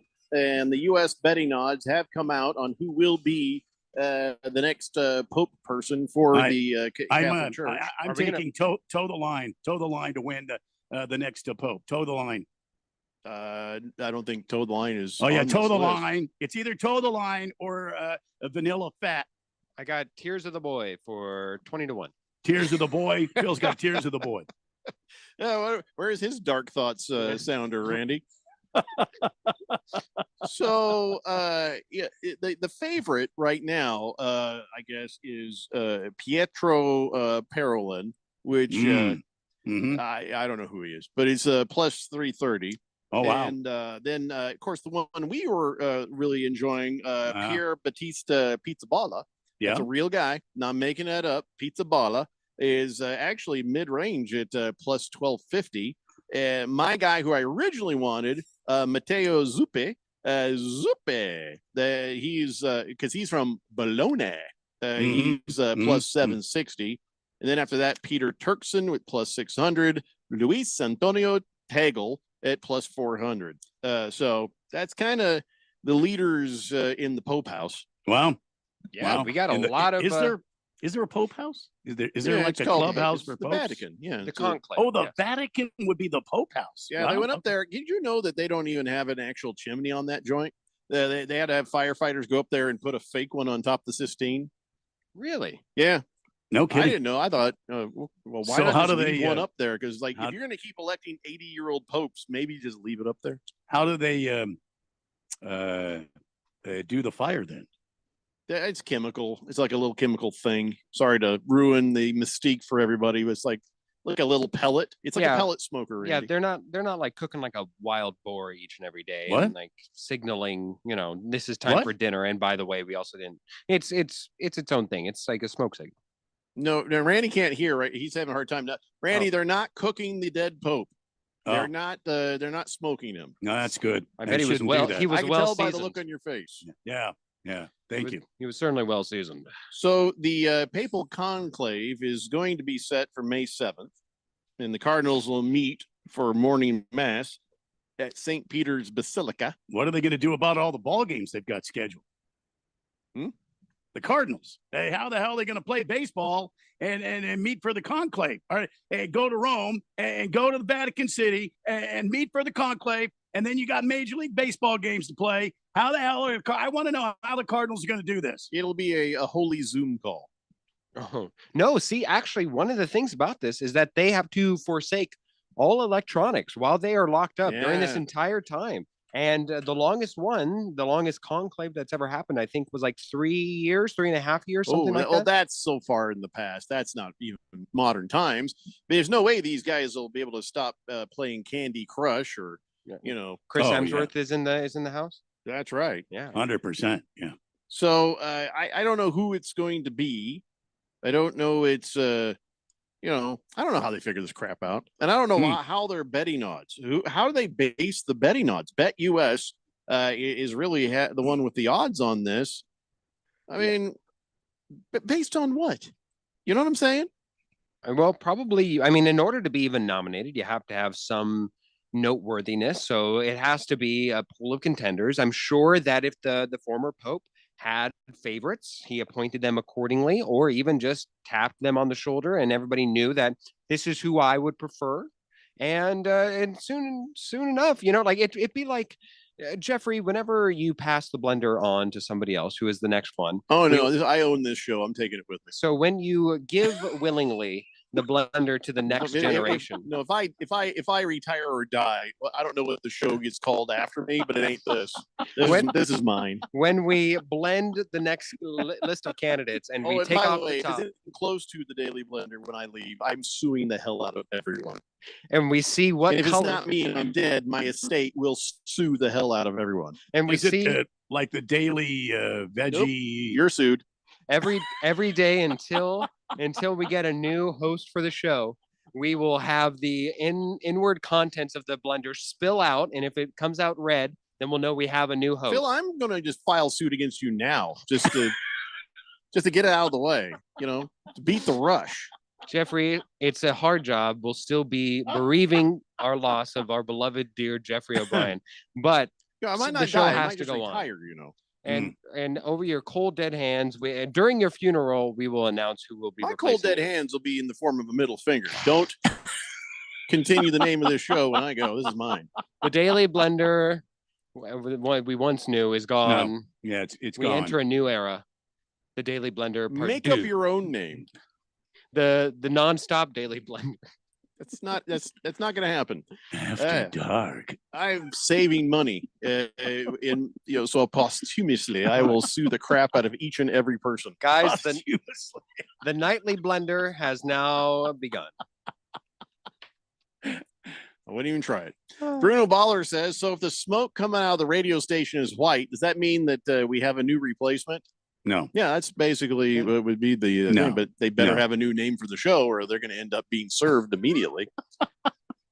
George says, I think it'd be funny if we have a repeat of the longest papal conclave in history. It was back in 1268 and it went till 1271. That election lasted 2 years, 8 months. And they would need to make that into a TV show, like Catholic version of Big Brother. Makes you feel like if it lasted that long, that probably one of the two contenders died, right? Like it was just like, that's what solved it. They're like, well, the one guy died. I guess we'll vote for the other. Especially back in those times. Firefighter says, can we pay you, Jeffrey, to use the Daily Blender name? See, now this guy asked the right question. He asked the right question. Hey, that's right. That's spot on right there. He says, yeah, like NFL players do, bringing back retired and dead players' jersey number. Well, let me stop you on that. Now, for this slapping, dancing monkey show, yeah, I mean, you've asked the right question. But I saw Phil Simms was saying, oh, yeah, Abdul-Jabbar, you can have my number. Oh, you can have my number. I'm annoyed by that. Phil Simms, I'm annoyed by you. Maybe that's just Is that always what I'll separate say. of this conversation? No, that's probably just standard. But here's the thing. Once somebody retires the number, I don't think that person or their family or that team should be allowed to release it. If you retire it, it's retired. If you are going, and by the way, hey, if you bury a body, maybe even if it is 5,000 years later and you find it, leave it the hell alone. That guy didn't ask to be dug up 5,000 years later because you were curious about kind of buckskin they wore. Here. Leave these people in peace. And so if somebody's got to retire, if you retire it, then you better mean it. Leave it alone. Well, no more unretiring numbers. I don't care who says it's okay. It's not okay. If you say we're retiring, that's it. Well, pardon the pun, but it is a numbers game. Like eventually you're just going to run out of You're numbers. just going to have to just get up and leave. You just get up and leave. You can only go up to 99. We got a timed event at the top of the hour. It'll fire. You just leave. How dare you? It's a numbers game where like there are 100 doubles down on the horrible pun. It is 100 numbers that you can have 0 to 00 and every number in between. Are you saying that it's going to be Daily Blender 2.0? No. What I'm saying is for the numbers of like Abdul Carter and everybody else, eventually you're going to have other people I don't come think in. Phil Simms should be allowed to say, oh, yeah, you can have my number. Look, your number's retired, Jack. Sorry. Don't retire numbers then. If Right. you're going to do this. Right. Or give them a third number. So let people have a 3-digit number. Now you can retire all the numbers you want. Yes. I would help. Playing for the Arizona Cardinals, number 682, Randy White. I think 602 in Arizona would be a cool number, but That actually would be. yeah. But I do think it is something that is short-sighted. Like if you are Abdul Carter, I think it is cool to have, a standard to live to, a daily reminder of looking at your jersey number and being like, yeah, I'm in a Michael Strahan jersey, or I'm in a, whatever jersey he wants. Phil Simms jersey feels weird, but I don't whatever. think he would wear Michael Strahan's jersey. It's way too big for him. It's giant. There we go. It would be super baggy when he's out there trying to catch passes. I mean, come on. Sense. Well, not passes. Why would you bring up Michael Strahan's jersey with Malik, whatever his name with is? Abdul Carter. Carter. Well, there you go. Abdul Carter. They're both defensive ends. You know what? Have your own damn number. But anyways, at the end of the year, or at the end of his career, you would hope that he has a Hall of Fame worthy career, that you also want to retire his number. Can two people, same number, are they both retired numbers under the same number, but it's two different people? That's where the semantics break away for me. Because look, people retire all the time and then go work at Walmart the next day. I'm not holding it sanctimonious. I will not be working at Walmart the next day. Well, at Chipotle? Qdoba? No. Dickies? No. Barbecue, I should specify. No. And that's okay barbecue. It's not great. Yeah, you get a free ice cream though. I do enjoy that. It's okay barbecue. It's not great. It's great ice cream. So stop. We talked about this yesterday. Unretiring what you have retired. Stop celebrating. Yeah, I mean, stop celebrating. Stop uncelebrating. Oh, okay. And quit trying to commandeer the Daily Blender, Phil. We know what you're up to. I haven't talked about it in a while, Randy. I feel like you're pushing this responsibility onto me. No. Look, it's a heavy burden. What? When Jeffrey goes, I go. That's the way that goes. It's a heavy responsibility, but it is one that I just can stick with the weekend snorers. Okay, you don't need to steal the name of this show. The mid-afternoon blender sends out a weeping. Oh, you think we're not going to have lawyers paying attention? Fire Farter says, I agree with you wholeheartedly, Jeffrey. Leave jersey numbers retired. Leave the dire wolf extinct. We should not play God. They can start using triple numbers. Just do that. So if the Giants move to actual New York proper, then they cannot have their numbers retired? Because right now the problem is because they're in Jersey? Boo. Oh man, that's almost as bad as the last one. Yeah, that took a walk. That dog took a walk, but I think eventually we found a little nugget. When I boo you, that should tell you something. Moist One says we will perform a seance. Oh.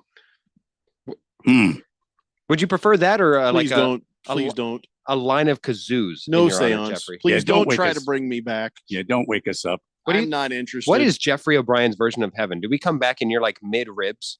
You're just like, hey, whoa, what the heck?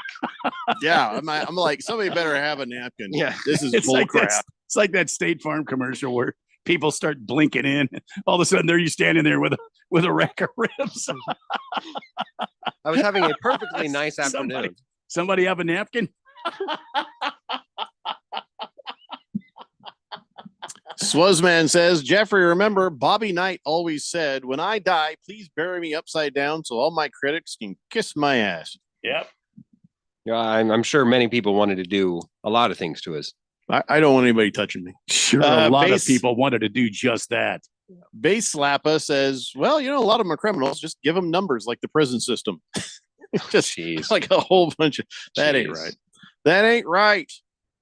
Kyle G says, I thought the Cardinals already chose the next pope last week at the draft.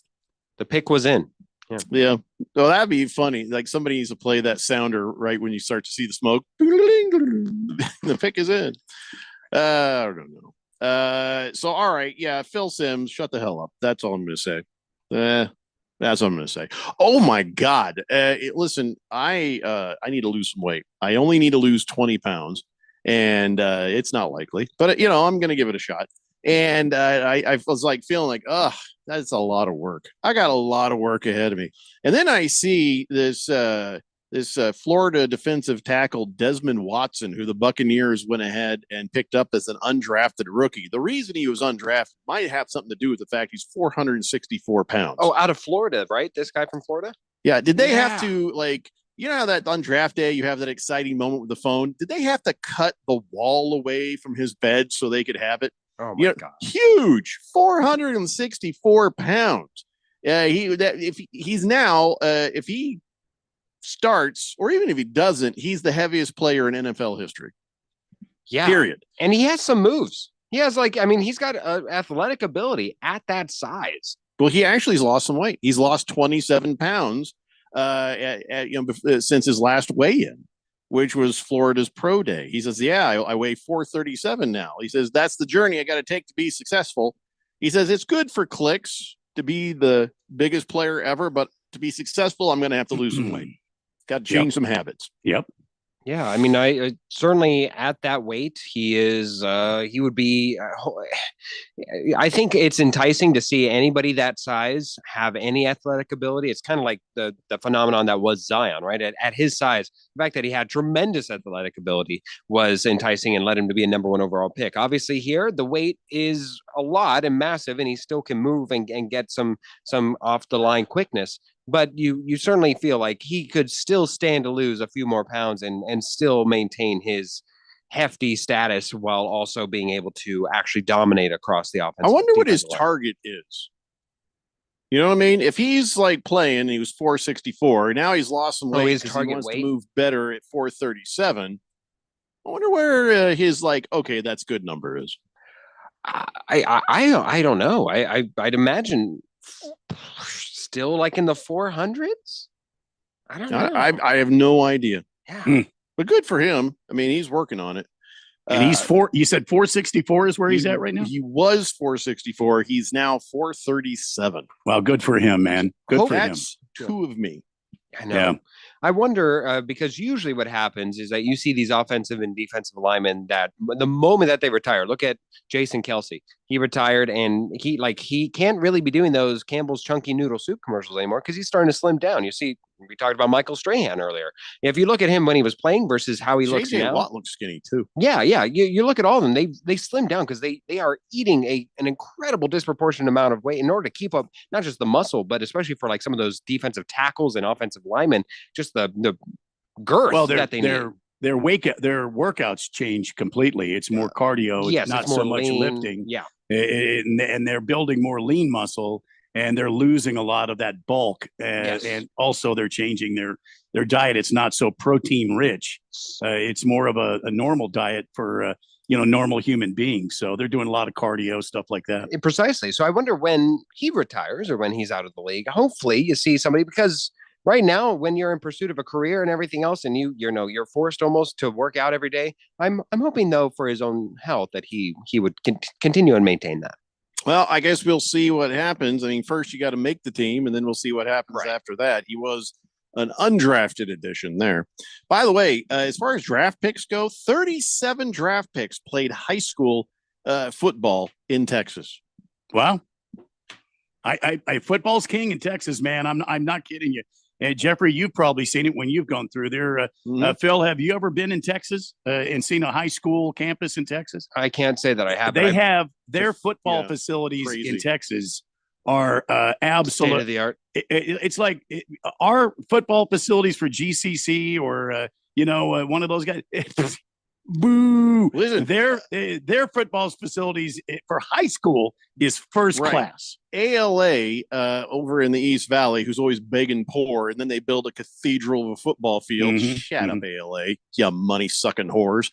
Anyways, American Leadership Academy builds up these really great programs and fields and stuff, and then even some of the bigger high schools in the East Valley.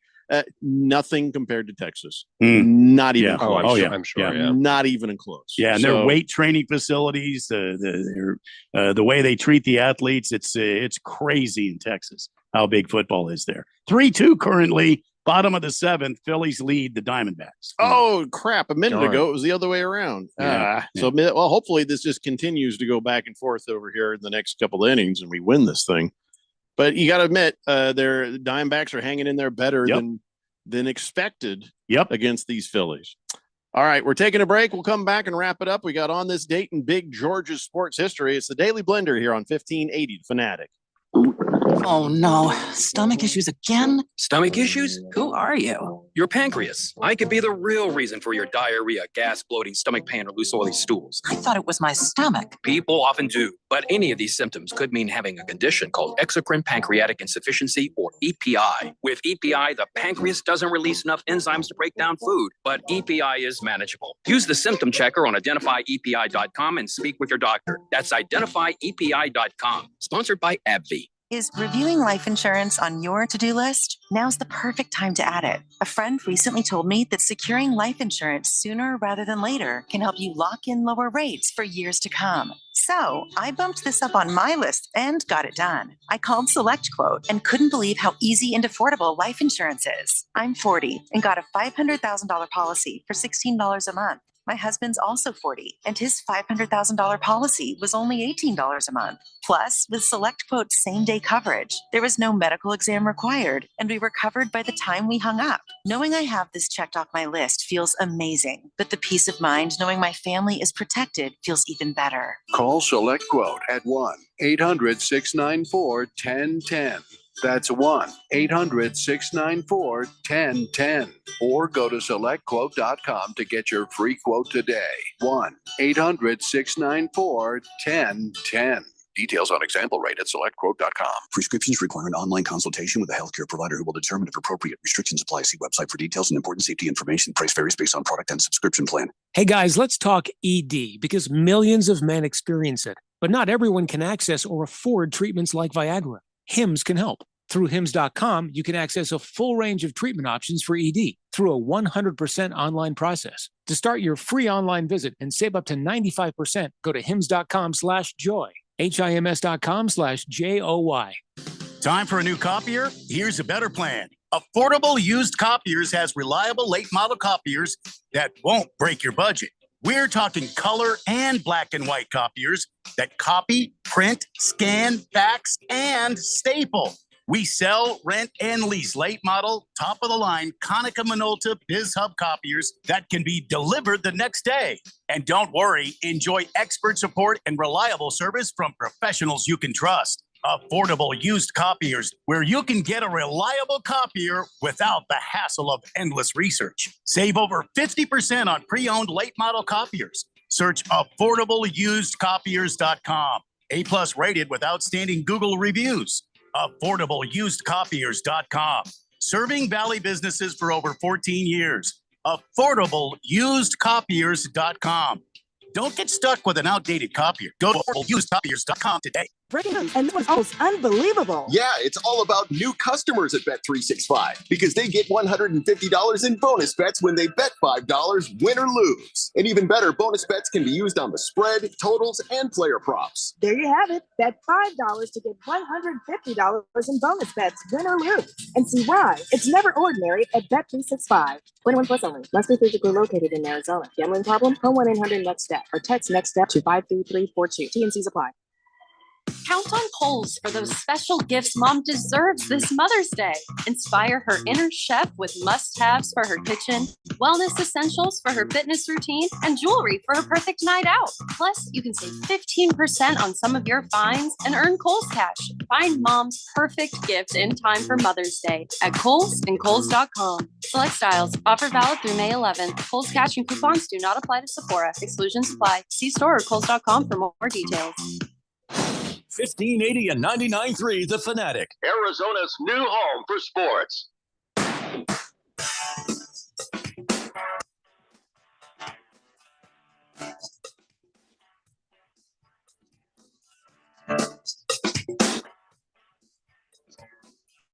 Dave Linder here on 1580 The Fanatic. You know, we really haven't talked about the whole prank call on Shedeur Sanders thing. I know everybody else has probably talked about it to death, but the problem here is the NFL probably had no business fining the Falcons. They wanted to go after the dad for not protecting the information from his idiot 21-year-old son. And if this was a 21-year-old. Yeah, he was not just a 14-year-old. Oh my God. Okay. All right. Yeah. How old did you think he was, Randy? I thought he was just a teenager. Oh no, And I didn't understand his kid's 20. No, he can What drink. the hell, man? Yeah. Guess who's moving out of my Oh. house? Wow. And by the way, you now have a $100,000 tab. Yeah, no because kidding. Oh my Daddy's gosh. not made of money. Yeah. Anyway, so here's Wow. the thing about that, though. I don't think the Falcons should have been fined. The reason is I the disagree. Falcons didn't give him the number. Yes, the they did. NFL did. The NFL sent out an email to 2,000 people with Shador Sanders' phone number. Mhm. A bunch of people who probably had no business having it. So the NFL is the entity that was sloppy with protecting the private information of the players. And here's how you know that. Guess what? Kyle McCord says he got a few prank phone calls before the Eagles drafted him. Other people involved got pranks. The Yeah. Colts, my Yeah. new tight end, he got pranked. So I don't know Yeah. if it was all the kid from the Falcons or if some other people got a hold of these numbers that should not have gotten a hold Man. of these numbers. But the NFL, listen, I get it. You want to tighten this up, but I think you need to rescind the fine that you sent out to the Falcons, because it wasn't the Falcons who blew it. A guy who works for the Falcons did. Yeah. No, NFL, you blew it. You're the ones who screwed this up.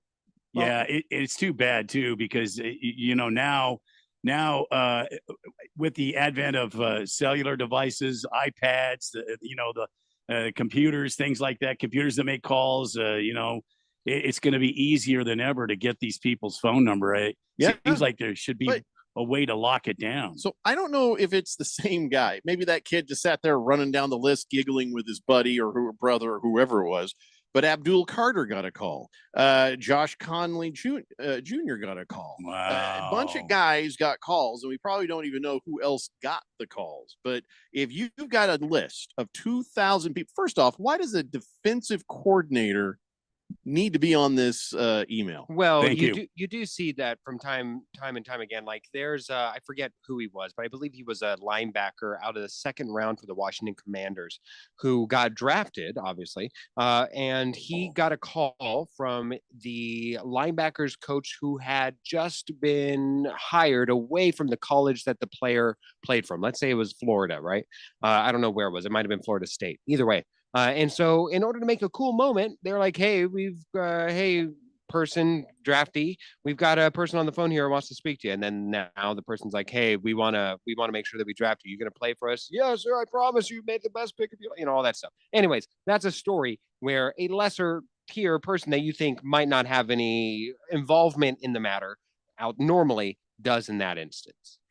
Well, the NFL needs to shorten the list to like 60 people and or 64 people. So every team has a GM, every team has a coach. Nobody else needs the number. Now, if those people then give that number to an assistant to facilitate something, that's up to them.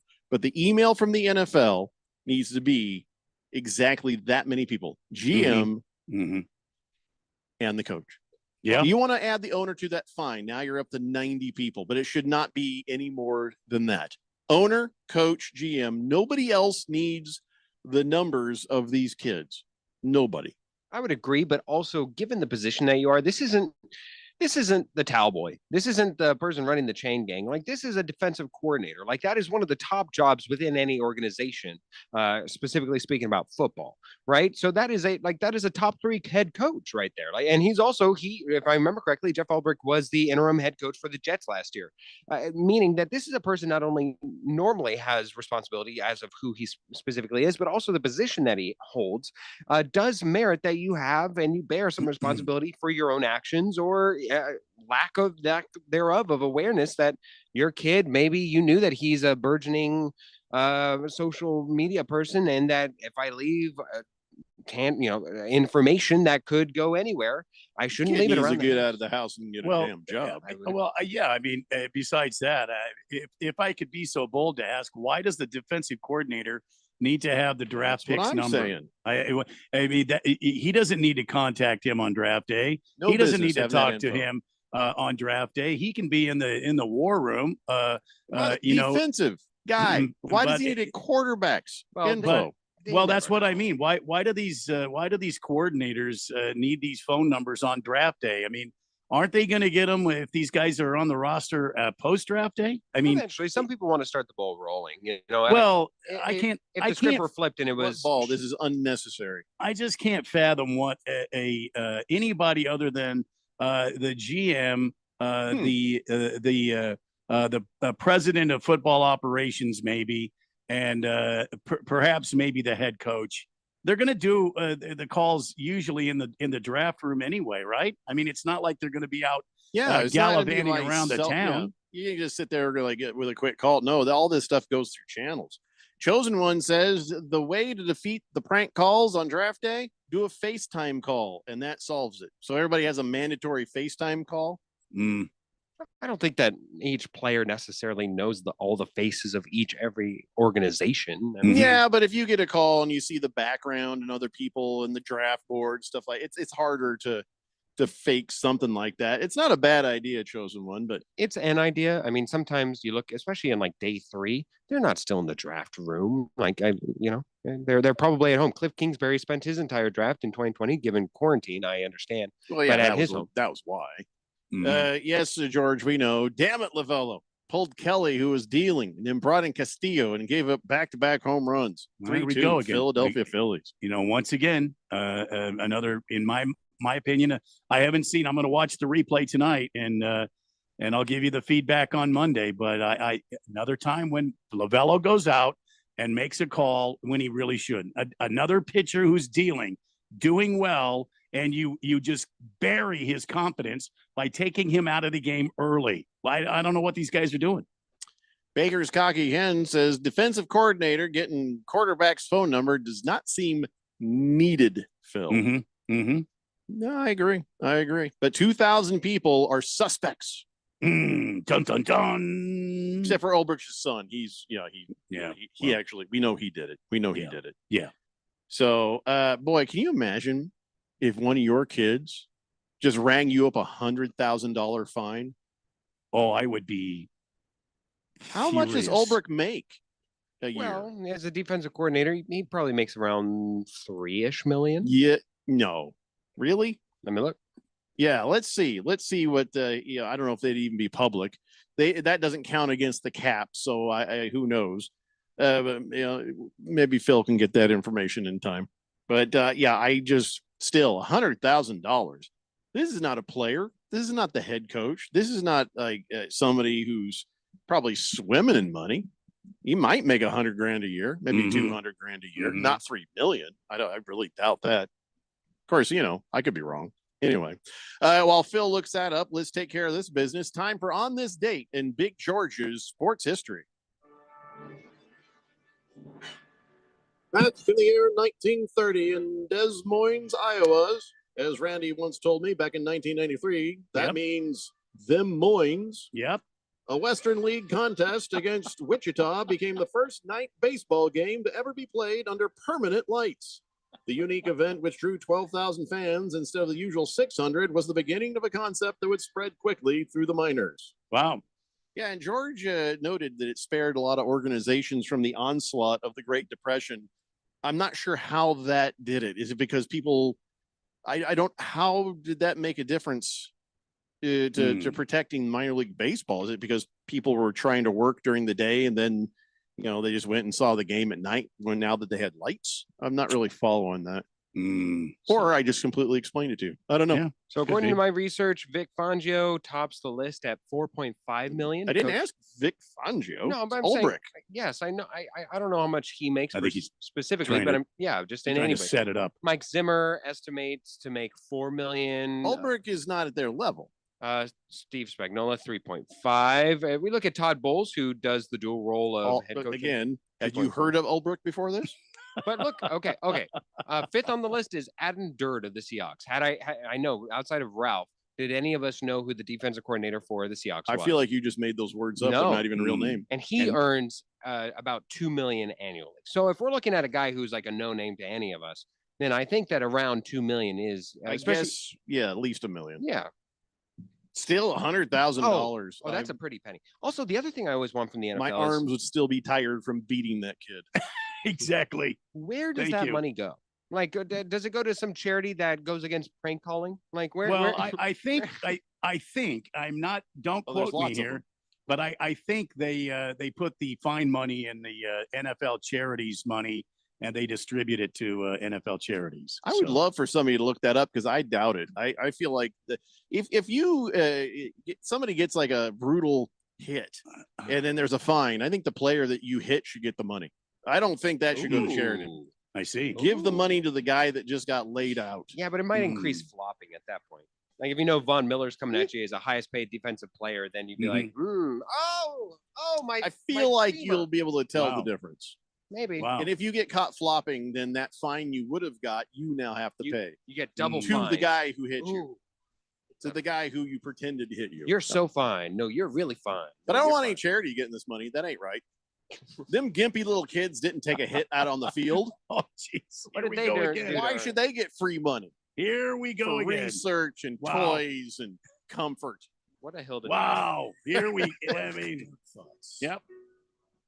With Jeffrey O'Brien. There it is. There it is. All right. Well, this show is done for this week. We'll see you guys on Monday at 3 p.m. and go Diamondbacks, and we'll see you. It's the Daily Blender here on 1580, The Fanatic.